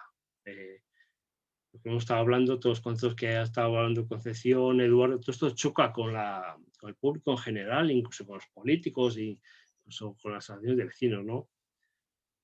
Y bueno, pues había habido una labor de contar ese proyecto, de implicarse en el proyecto, como lo seguiremos viendo, y de que, bueno, más o menos lo van aceptando y lo van valorando, ¿no? También este proyecto hemos contado con la colaboración, también fundamental para todos los proyectos de voluntariado ambiental que hemos realizado allí, con la Fundación Obra Social Caja de Burgos La Caixa, y luego la Fundación Explora, que es una fundación que también nació hace unos años en Valladolid, con los cuales vamos a realizar diferentes actividades en Valladolid, ¿no? Esto ha sido la amalgama de cómo juntar a todo, que cuando hablamos de proyectos de participación o proyectos de estos de diversidad, cómo hacemos que todo esto conjugue, ¿no? Que es lo difícil, ¿no? Bueno, ¿qué hemos estado realizando allí? Ahora entramos un poco en lo que hemos estado realizando en esta zona. Bueno, hemos intentado en todo momento que las acciones que realizábamos o proyectos por ejemplo, que tenían de implantación de cajas de nido para aves o temas de polinizadores, pues hemos ido un año realizándoles, por ejemplo, con las de vecinos de Barrio Belén. Aquí vemos a los chicos de Belén Joven, ahí todos ahí muy, muy entusiastas de, pues hicimos el taller. Y luego también con los vecinos de la Asociación de Vecinos de Pilarica, ¿no? Ahí estuvimos realizando un taller de refugios de polinizadores y demás, ¿no? Y luego esta es una jornada en la que, bueno, tuvimos una plantación en la zona de plantas autóctonas que ahora os contaremos y un poco para que veáis, ¿no? Un poco como cuando tú quieres contar tu libro, como digo yo, tu rollo, tienes que ir convenciendo y sumando a otra gente, porque si no un proyecto se puede caer. Bueno, la zona en general, estamos hablando, como no os he dicho antes, estamos hablando de 9 hectáreas de una zona parcialmente degradada, Bueno, la botánica, como he dicho antes, es una zona en la cual pues, fueron antiguas huertas y demás, en la cual hay una alberca que cruza del otro lado de la autovía, lo explicaré, de que hubo ahí diferentes huertas, tiene almendros, tiene diferentes, bueno, espinos albares, y luego hay diferentes especies autóctonas que sean allí, especies viváceas, ¿vale? Aquí ves un poco las zonas, como lo que hemos comentado antes. Todo esto a la izquierda, que estoy enseñando que digo, todo esto choca con la sociedad, es decir, que es que la gente cuando ve 4 matojos por ahí, quiere tener todo limpio, ¿sabes? Bueno, aquí vemos también, es una zona que tenemos diferentes especies de orquídeas y luego los antiguos almendros, que muchos tienen alrededor de 50, 60 años, pues bueno, ahí les vemos espino albar y demás. Esto es un poco para lo que os hagáis una idea de la zona de actuación que estamos hablando, ¿no? Estoy recorriendo aquí con el ratón, estamos hablando de 9 hectáreas de terreno público, ¿vale? O sea que esto tiene muchas posibilidades para todo lo que queramos plantear, ¿vale? Esta zona, ¿vale? ¿Qué estamos haciendo? Ya os digo que todas las acciones, todas las actividades que hacemos siempre son con participación ciudadana, tanto de nuestros socios como socios de ARBA y sobre todo con la gente del entorno, ¿no? En esta zona, que es la zona menos degradada del Tomillo, bueno, hay que decir que esta zona está degradada porque se ha utilizado para sacar escombros, para sacar arena, para verter escombros, incluso la policía municipal hace unos años, ya las prácticas de cuando entraban los que iban a ir en moto, hacían prácticas por allí con el Tomillo, ¿vale? Simplemente para que se una idea. Bueno, en esta zona estamos creando una microrreserva de mariposas, ¿vale? Un poco para compensar todas esas plantas autóctonas que tenemos allí, pues hemos realizado diferentes plantaciones. Bueno, no va a ser un poco pesado, de tomillo, de hisopos o carrillos, diferentes especies autóctonas sobre todo, que van a ser atractivas para la floración de las mariposas y polinizadores, ¿vale? Bueno, aquí una foto, aquí vemos todas las especies autóctonas que están en la zona y aquí, bueno, una de las plantas que hemos realizado, aquí se ven varios escarabajos y demás, simplemente para que nos hagamos una idea, ¿no? Y como siempre, gente ciudadana, plantación, de las que colaboran con nosotros y demás. También he hecho instalaciones de refugios de polinizadores, etcétera, ¿vale? Luego la otra zona en la que estamos actuando, también es una zona bastante amplia, pues estamos creando una especie de bosque autóctono, ¿no? Especies como encinas, quejigos y sobre todo también especies que dan alimento a las aves, ¿vale? Los majuelos, los endrinos, etcétera, etcétera. Sobre todo un poco recuperando, y ya se están haciendo diferentes estudios de un poco de cómo se adaptan a especies autóctonas, las encinas, los quejigos y todas las avinas a esta zona, ¿vale? Y vemos otra foto, siempre había un día, por ejemplo, una jornada voluntariamente ambiental, hemos juntado a 150 personas un domingo a las 10 de la mañana de noviembre, que hace frío en Valladolid, o sea que bastante interesante. Siempre que realizamos plantaciones, sobre todo en colaboración con los amigos de ARBA, pues hacemos una explicación de por qué de las plantas autóctonas, un poco lo que ya se está planteando en toda la jornada que estamos viviendo aquí, desde lo que habéis planteado vosotros los demás ponentes, ¿vale? Luego, otra zona interesante, porque estamos hablando de esta zona, tiene, bueno, ahí hay un refugio fauna que hace, un paso de fauna debajo de la autovía que hace pues, que tengamos diferentes especies. Pues eso le digo que esto es un proyecto global, que estamos hablando de polinizadores, de mamíferos, de aves, etcétera, etcétera. Luego esta zona también es otra zona en la cual hemos plantado diferentes especies de olmos ibéricos referentes a la... perdón, iba a decir refirientes que aumentan las grafías de los polmiteco, que esto que hemos plantado ahora en enero así. Esto blanco es hielo, no creáis que en Valladolid es frío, ahora no, pero eso. Vale. Y luego otras cosas que hemos hecho, pues por un lado, jornada de aislamiento científico, instalación de cajas nido, ¿ves? Unas cajas nido que tenemos puestas para el mochuelo, pues ha tardado 3 años en entrar y bueno, pues ahí le veis el mochuelo y sobre todo como es un ámbito urbano, la publicidad por detrás. para que veáis un poco el ámbito que nos movemos, ¿no? Las jornadas ya hay ámbito científico que hemos realizado siempre, pues, de gente, muchos niños, es decir, la apuesta a el conocimiento de la diversidad que tenemos en el entorno, que esto mismo puede ser en el Tomillo, puede ser en cualquier zona de cualquier pueblo, de cualquier sitio, en cualquier parque, es fundamental, ¿vale? Son especies que conviven con nosotros, ¿vale? También, pues nuestros amigos de la noche, la importancia de los murciélagos y demás. Hemos hecho diferentes instalaciones de refugio para murciélagos, también jornadas de identificación de murciélagos. Bueno, aquí, bueno, el tema de mascarillas. Sí que hay que decir que yo creo que esto del COVID nos ha parado un poco a todos, así, de todas las cosas que queríamos hacer, pero bueno, ahí estamos. Hemos hecho diferentes jornadas de identificación de murciélagos que están presentes. Luego, lo que os comentaba, bueno, aquí esto es biodiversidad urbana. En el ámbito de una ciudad como puede ser Valladolid, en el río hay jinetas, hay nutrias, y bueno, este es un poco para que veáis dos.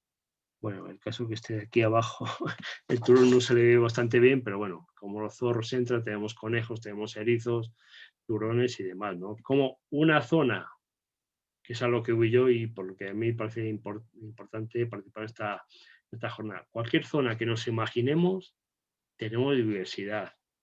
Que haya escombros, que haya, como digo, cuando haya 4 matojos vamos a tener insectos polinizadores, vamos a tener mariposas, vamos a tener mamíferos, vamos a tener aves, ¿vale?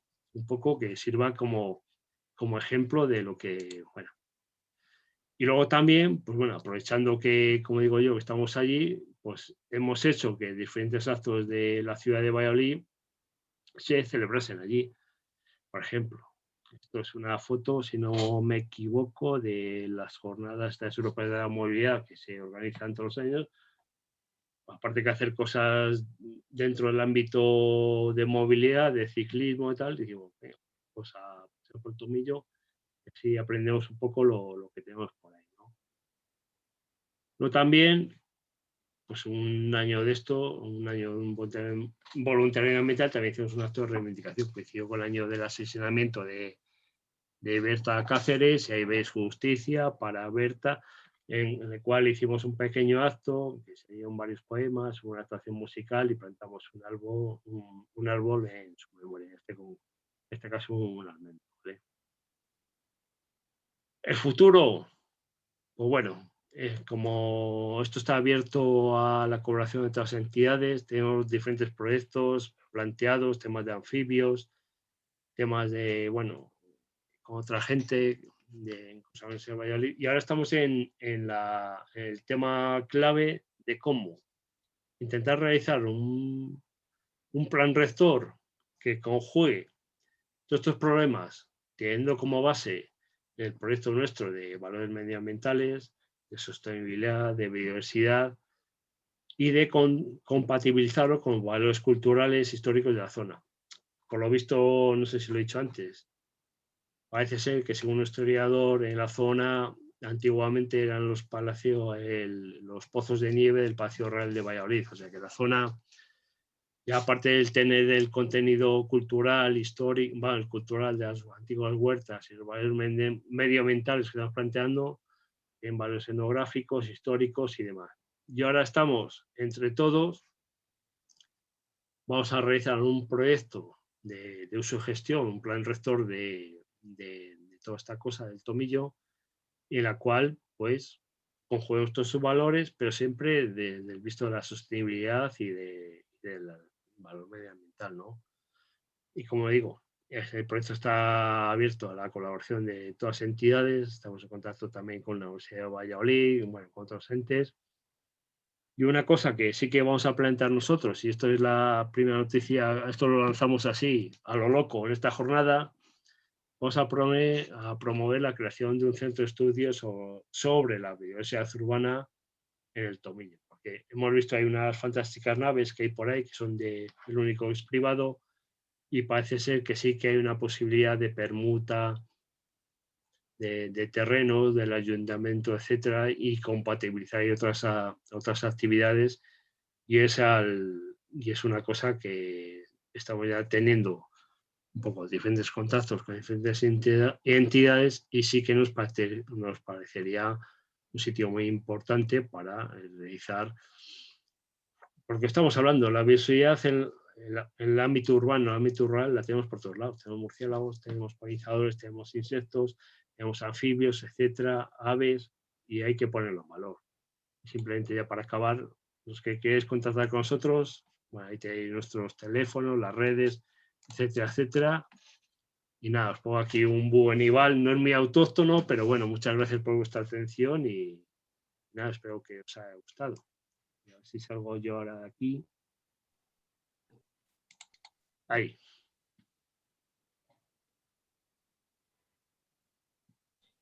Pues estupendo. Jesús, ¿quieres decir, Jesús, mi compi, ¿quieres decir algo más? ¿Que te tomo yo el relevo en la moderación o qué?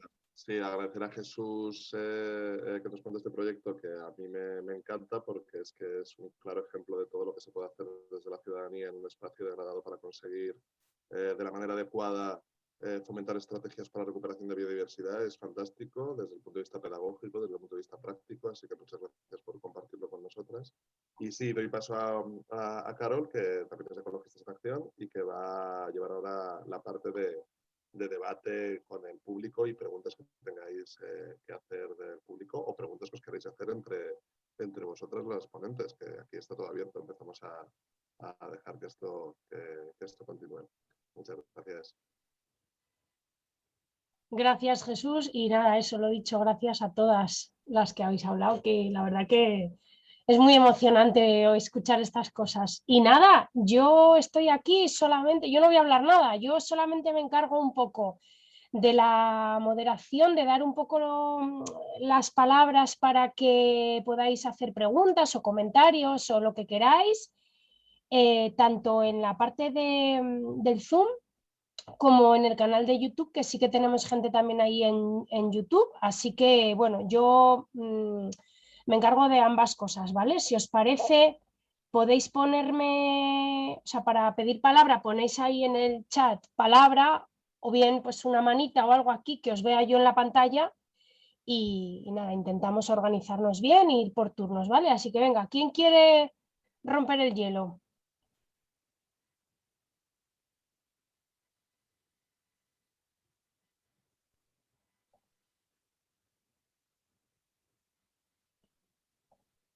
Venga, ¿quién sabe hacer alguna pregunta? Sí que hay algunos comentarios que, bueno, no merece la pena que yo los lea porque los estáis viendo ahí. Ah, mira, Mariano y luego Merchen. Decía que hay varios comentarios, que sí que ha estado habiendo comentarios a lo largo de la sesión, pero bueno, que eso como los podéis leer ahí en el chat, pues no merece la pena que yo los lea. Y incluso ha habido gente que se ha intercambiado libros, recomendaciones y tal, así que está fantástico. Venga, Mariano, pues actívate el audio, eso es, y venga.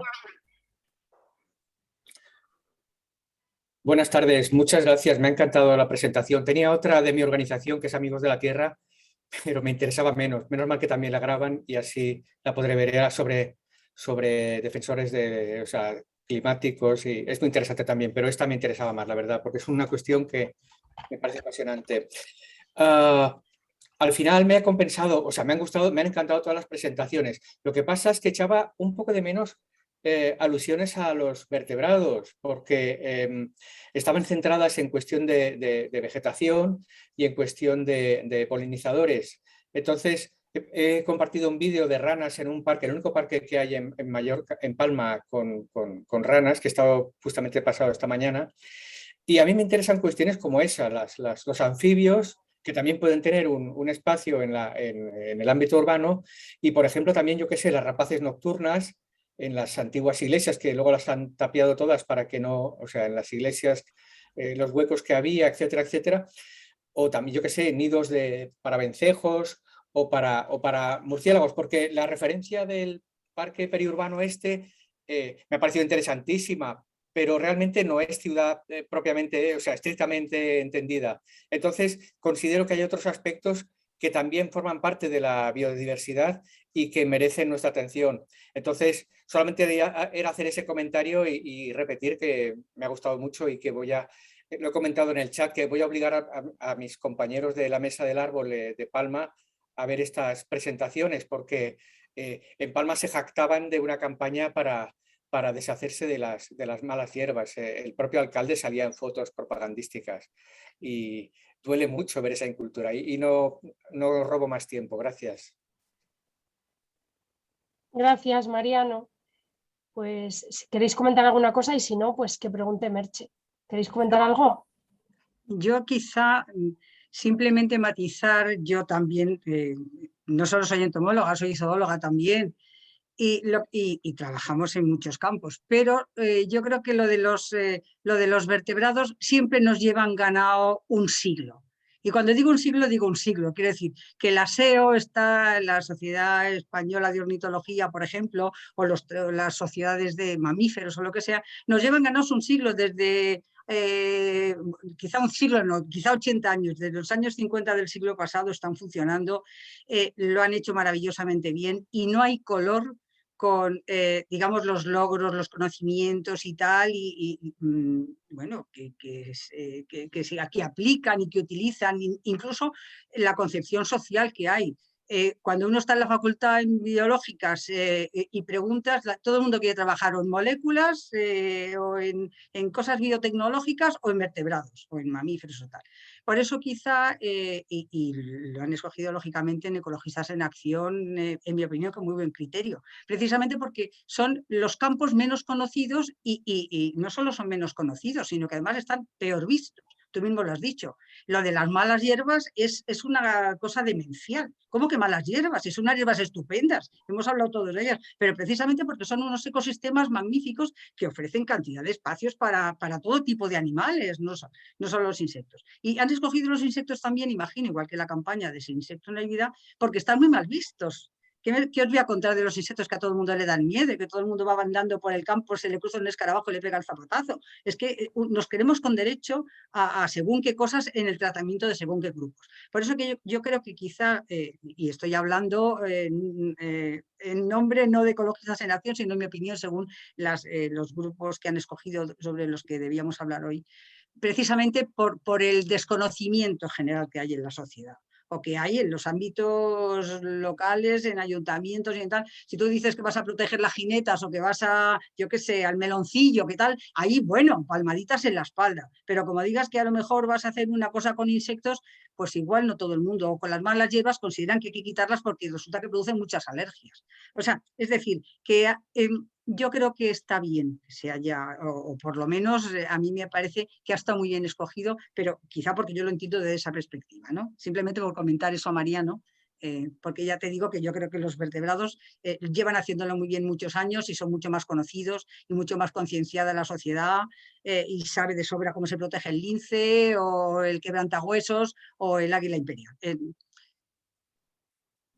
Sí. Jesús. Sí, di, Mariano. Una pequeña réplica. Sí, pero yo es que estoy hablando del ámbito urbano. O sea, que yo considero que el ámbito urbano, los vertebrados están bastante abandonados. Estoy pensando, y voy a ser muy breve, por ejemplo, campañas de organizaciones ecologistas en Alemania para hacer convenios con las iglesias para habilitar espacios para que los murciélagos vuelvan a colonizarlas. Nada más que eso, que creo que en la ciudad, o sea, me quito el sombrero ante la actividad de muchas organizaciones ecologistas defendiendo los vertebrados, pero lo que es la ciudad, echo de menos en falta muchas de esas cosas. Esa es la matización que quería hacer. Gracias. Sí, nosotros hemos hecho una pequeña campaña también sobre las tres, que se llama así, las tres mosquiteras, que bueno, trabaja específicamente en el ámbito urbano también, en protección de nidos y todo esto, pero vamos, que eso te lo cuenta mejor Jesús, mi compañero, que es el que la ha llevado, pero vamos, en todo caso, sí. Jesús Colas, ¿tú querías comentar algo de esto específico o no? ¿O es de otra cosa? Porque si no, esperas. Sí, no, que bueno, nosotros nos hemos centrado un poco en esta parte del tomillo, pero nosotros llevamos trabajando todo el tema de biodiversidad urbana pues ya hace muchos años, tanto en la ciudad como en Valladolid. Te voy a avanzar que dentro de poco el Ayuntamiento de Valladolid va a aprobar un plan de biodiversidad urbana precisamente poniendo todos estos valores. Nosotros nos hemos centrado en el tomillo, pero nosotros llevamos trabajando todo el tema de sobre todo murciélagos en la ciudad, nuestra ciudad, en el río tenemos jinetas, tenemos cárabos, etcétera, ¿vale? O sea que todo esto, claro, yo creo que aquí se conjuga un poco porque, claro, todos no podemos conocer lo que está haciendo toda la gente. Evidentemente hay cosas que no puede ser a luz, porque todavía no es efectivo.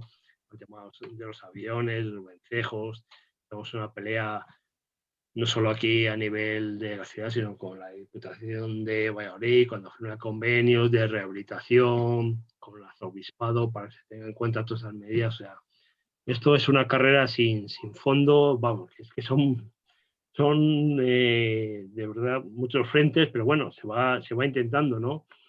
Y por eso te digo que eso se va haciendo o se va intentando. Y quizás es un poco lo que planteaba al principio, que todos estos temas todavía, al final a los gestores, todavía les rechina, ¿no? Todos estos temas de la biodiversidad y tal, pero que es la labor nuestra y de todas las entidades, todas a nivel nacional, WildLife, WWF, Conservación, de ir concienciando en estos temas. Por eso te digo que se van dando pasitos, claro. Pasos efectivos, pues cuesta mucho por lo que estamos hablando, porque el mover a una administración a esos valores, luego pues es cuestión de tiempo, pero se van haciendo cosas. Yo hablo de lo que conozco y también otros sitios de Castilla y León, ¿sabes? O sea, que no simplemente era un comentario así general. Vale, pues la siguiente que tenía la palabra era Merche. Hola, buenas tardes. Yo estoy en Valencia. Yo no sé si conoceréis una de las últimas leyes que estudié para mi tesis doctoral. Yo la estoy haciendo en protección animal en derecho comparado, ¿vale? Y a mí, yo hablo desde la protección animal en global. Es decir, yo no me paro en el tema perros y gatos como la mayoría de la gente, sino en la globalidad, desde mi perro hasta la mariposa que está en el campo. No sé si conocéis que, por ejemplo, en Colombia, el proyecto de ley de Colombia recoge la protección de los insectos con valor ecosistémico, hasta el punto de prohibir determinadas sustancias químicas, agroquímicas, que son muy utilizadas en el campo, que están acabando con una gran cantidad de insectos. De hecho, yo vivo en la huerta y yo estoy luchando por la protección de la biodiversidad con otro grupo de gente de un espacio muy amplio. Porque en la huerta antes podías encontrarte a estas horas de la noche una cantidad de murciélagos impresionante. Y ahora pues se ven muy poquísimos, al igual que un montón de insectos que ahora han desaparecido de esta zona, pero se siguen utilizando de forma discriminada los agroquímicos y te encuentras a diario tirando los herbicidas y discutiendo con la gente de que, vamos a ver, aparte de con los ayuntamientos, otro de los graves problemas que tenemos y que yo tengo denunciados a varios ayuntamientos, porque el año pasado, por ejemplo, aquí hace un año, el alcalde se cargó unos árboles porque le molestaba y ensuciaban, ¿vale? Su respuesta fue, soy el alcalde, puedo hacerlo y no tengo que dar explicaciones a nadie. Cuando ya habían empezado a nidificar las aves y en épocas migratorias. Y ahora nos encontramos con los aviones, con las golondrinas, denunciando continuamente incluso a particulares porque los ayuntamientos ni hacen programas ni hacen ningún tipo de políticas de protección de la biodiversidad. Entonces, ¿qué tienes que hacer? Pues estar con el radar puesto continuamente, ir observando a ver qué barbaridad encuentras cada día por culpa de los propios ayuntamientos.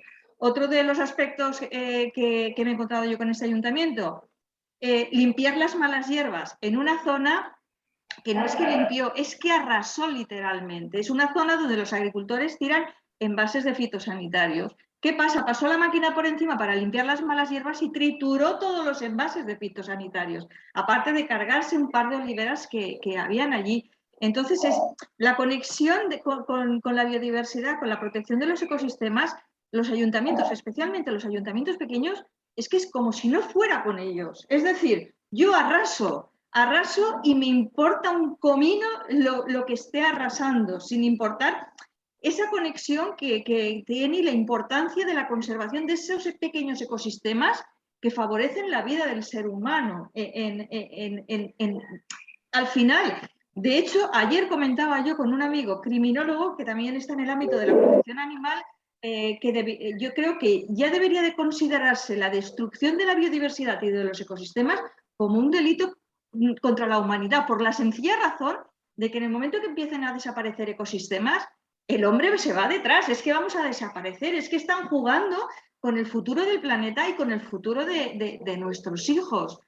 Y no sé, es un poco hacer un apunte sobre este tema que a mí me parece tremendamente importante y que se debería de potenciar más el conocimiento del entorno, de que cualquier hierba que crece a nuestro alrededor es vida, vida para nosotros mismos. Y ya me callo. No, no, está bien, tienes toda la razón, Merche. No sé si alguien quiere comentar algo. En todo caso, Eduardo, ¿tú habías pedido la palabra antes? Porque ahora creo que la has quitado, pero Sí, ¿quieres no, decir nada, algo? era simplemente para bueno, me han encantado las tres ponencias de Ana, de Concepción y de Jesús. Me han encantado ver cómo, nada, era simplemente hacer un apunte de cómo un descampado en una ciudad se convierte en un recurso educativo de primer orden. Bueno, aquí creo que es que no hay que, creo que no hay que convencer absolutamente ninguna de las personas que estamos hoy aquí para saberlo, pero habría que implicar aún más a profesorado que pues recorra todas estas zonas, todos estos terceros paisajes, ¿no? Como habla Gilles Clement de las ciudades, y que estos terceros paisajes se conviertan en parte muy viva y muy intrínseca del sistema educativo, ¿no? Que realmente es que se puede hacer una salida una vez a la semana al descampado más cercano al colegio, como ocurre pues en muchos barrios de Madrid. Aquí al lado de donde yo vivo hay hay 3 colegios que están rodeados por descampados, y los procesos biológicos allí es que tienen una fuerza que no lo van a ganar viendo 4 documentales de National Geographic. Nada, simplemente eso, integrar los descampados dentro del sistema educativo de una manera mucho más viva y mucho más cercana. Vale. Y luego tenía apuntado, hay una pregunta en YouTube que ahora la trasladaré, pero tenía apuntado también a Jauma, pero no sé si se ha ido. Sí, ya no está. Sí, ha escrito que se tenía que ir. Ah, vale, pues entonces nada, pues la siguiente es Paloma y ahora os traslado la pregunta que hay en YouTube. Paloma, tienes que activar el sonido. Perdón, creo que ya se me oye, ¿no? Ahora sí. Bueno, buenas tardes. Mi pregunta va un poco en relación con lo que ha hablado Eduardo también y Merche. Yo es que últimamente estoy muy cabreada con el tema del desbroce de las llamadas malas hierbas. Yo vivo en Madrid, en una zona residencial preciosa, con muchísimo verde, con descampados, con cercados que son del ayuntamiento, y estábamos disfrutando de una primavera esplendorosa, pero de repente ha llegado el pelotón del ayuntamiento y ha arrasado con todo, literal. Yo intento como ciudadana pues poner las quejas pertinentes al ayuntamiento. También he hablado con los jardineros, preguntarles por qué lo hacen. Bueno, ellos mandan órdenes de superiores, le dan miles de justificaciones. Mi pregunta es, como ciudadana yo poco puedo hacer, aparte de cabrearme y patalear, pero desde las asociaciones vuestras, pues Ecologistas en Acción, etcétera, ¿qué se puede hacer? O incluso Eduardo, que he escuchado que eres jardinero, no sé si trabajas para el Ayuntamiento de Madrid. ¿Qué se puede hacer para, no sé, asesorar quizás mejor a los ayuntamientos que cesen de estas actuaciones que son una barbarie porque arrasan con insectos? Aquí había un montón de caracoles, había pájaros también que acudían a los árboles. Aparte que es que desbrozan sin sentido, porque está bien quitar la hierba una vez que esté seca, como habéis comentado, pero también puedan arbolitos, abetos, que no tienen ningún sentido. Entonces mi pregunta es esa, ¿qué podemos hacer o qué podéis hacer desde las asociaciones? ¿Cómo podemos manejar a esta gente que trabaja en el medio ambiente en los ayuntamientos y que tampoco saben? Porque yo no sé nada, pero ellos menos. Nada más que eso. Gracias. Gracias, Paloma. Pues mira, si me permites intervenir como Sí, ayuntamiento, claro.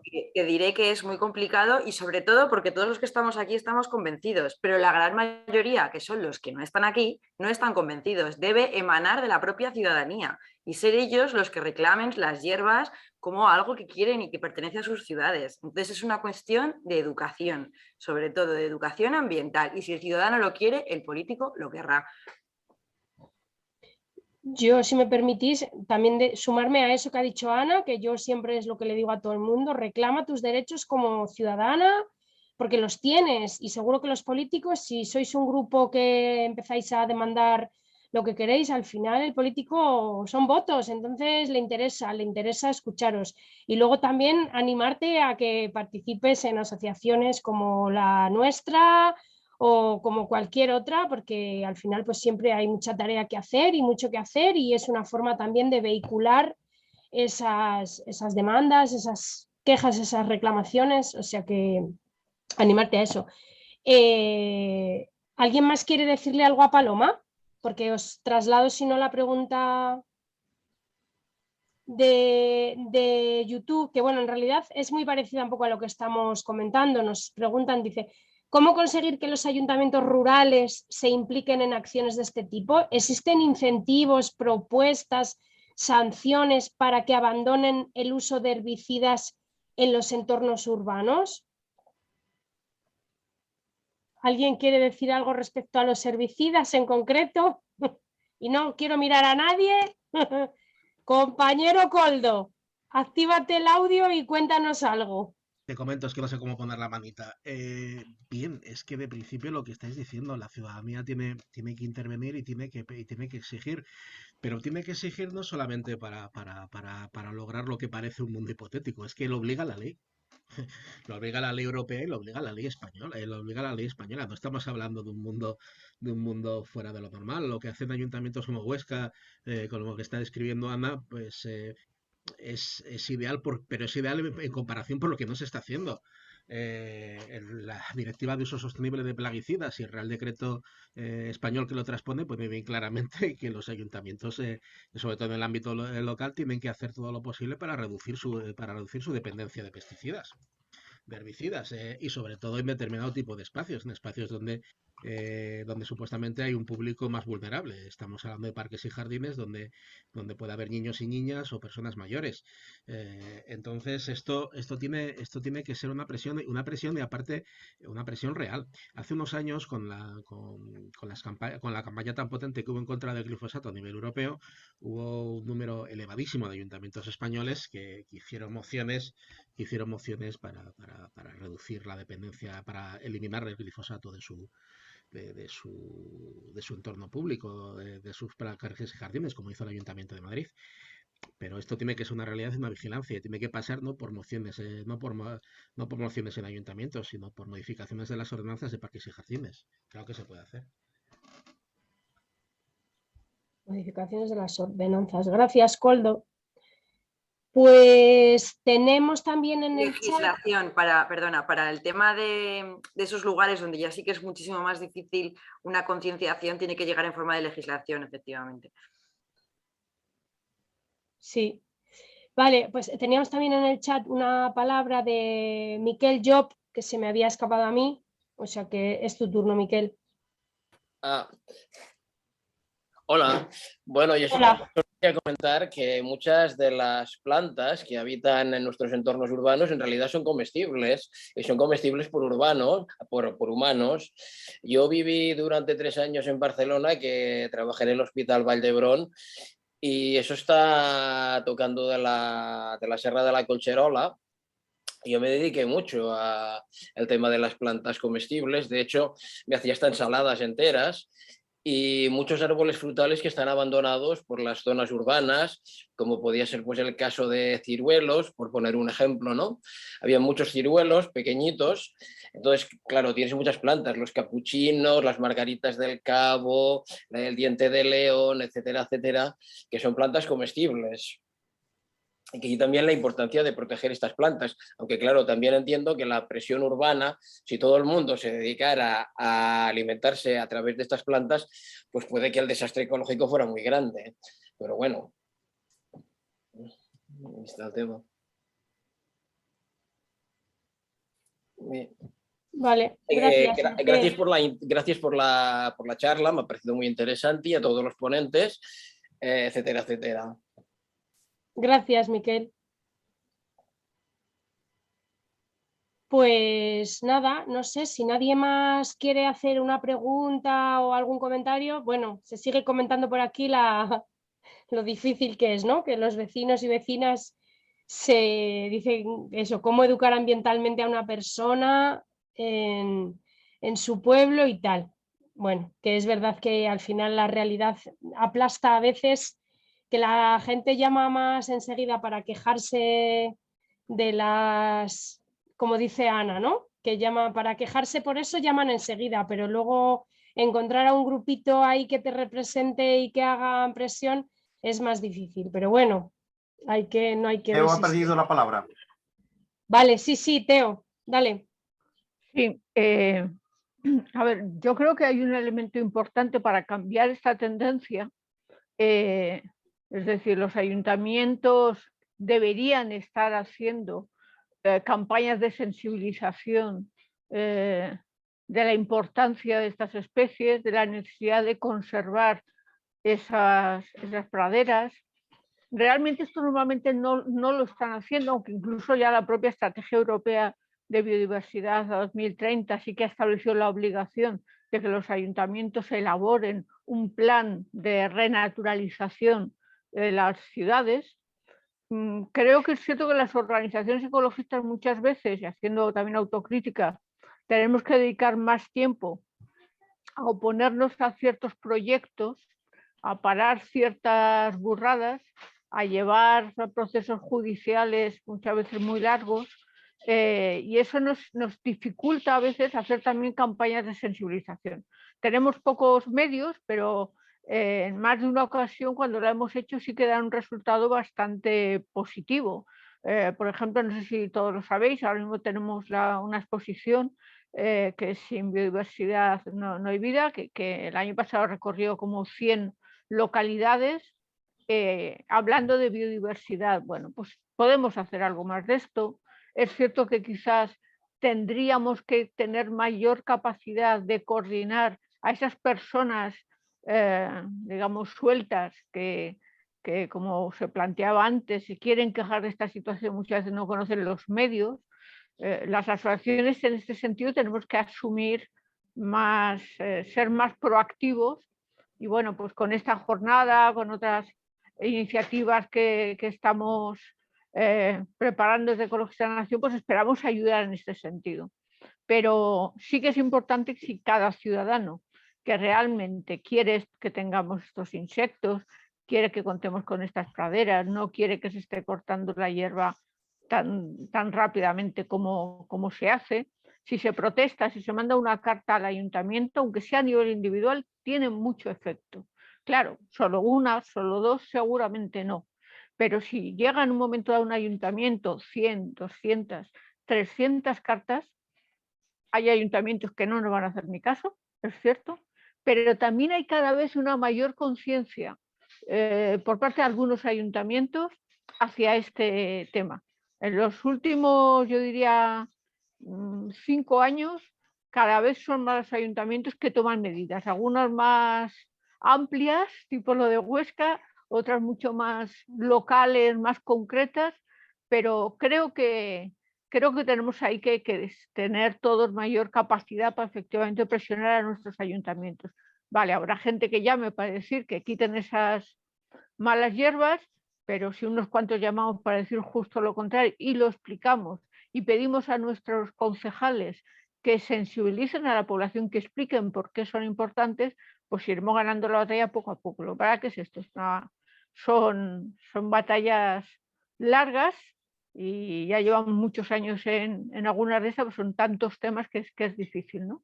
Pero creo que por lo menos sería importante que la jornada sirva para que todos salgamos también armadas y preparados en estas circunstancias para presionar a los ayuntamientos, para que no se olviden de que por lo menos, aunque no seamos la mayoría, existimos personas que nos interesa, que queremos ver a estas plantas por las esquinas, por supuesto los alcorques.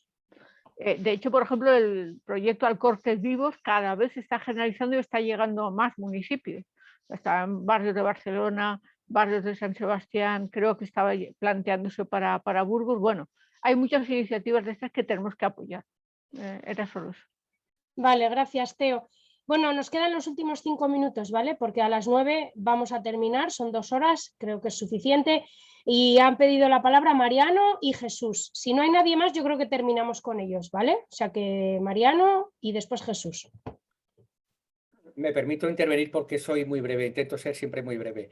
Quería decir que la obra pública también puede favorecer la biodiversidad si se hace con un mínimo criterio, en el sentido, por ejemplo, las barreras que hay para insonorizar las autopistas y las vías urbanas de gran capacidad, pues tienen, algunas hay que ya he visto, y precisamente en Madrid, que tienen, digamos, una configuración que permite la colonización por plantas, mientras que en otros sitios son literalmente planas y es muy difícil, aunque puede que también lleguen a colonizarse, pero cosas tan sencillas pueden introducirse en el diseño de las ciudades y favorecer esa biodiversidad. Y también en el ámbito privado, simplemente utilizar en la construcción de viviendas, pues por ejemplo, algunos ladrillos con oquedades que también existen, están diseñados y que permite que la fauna urbana pueda cobijarse allí.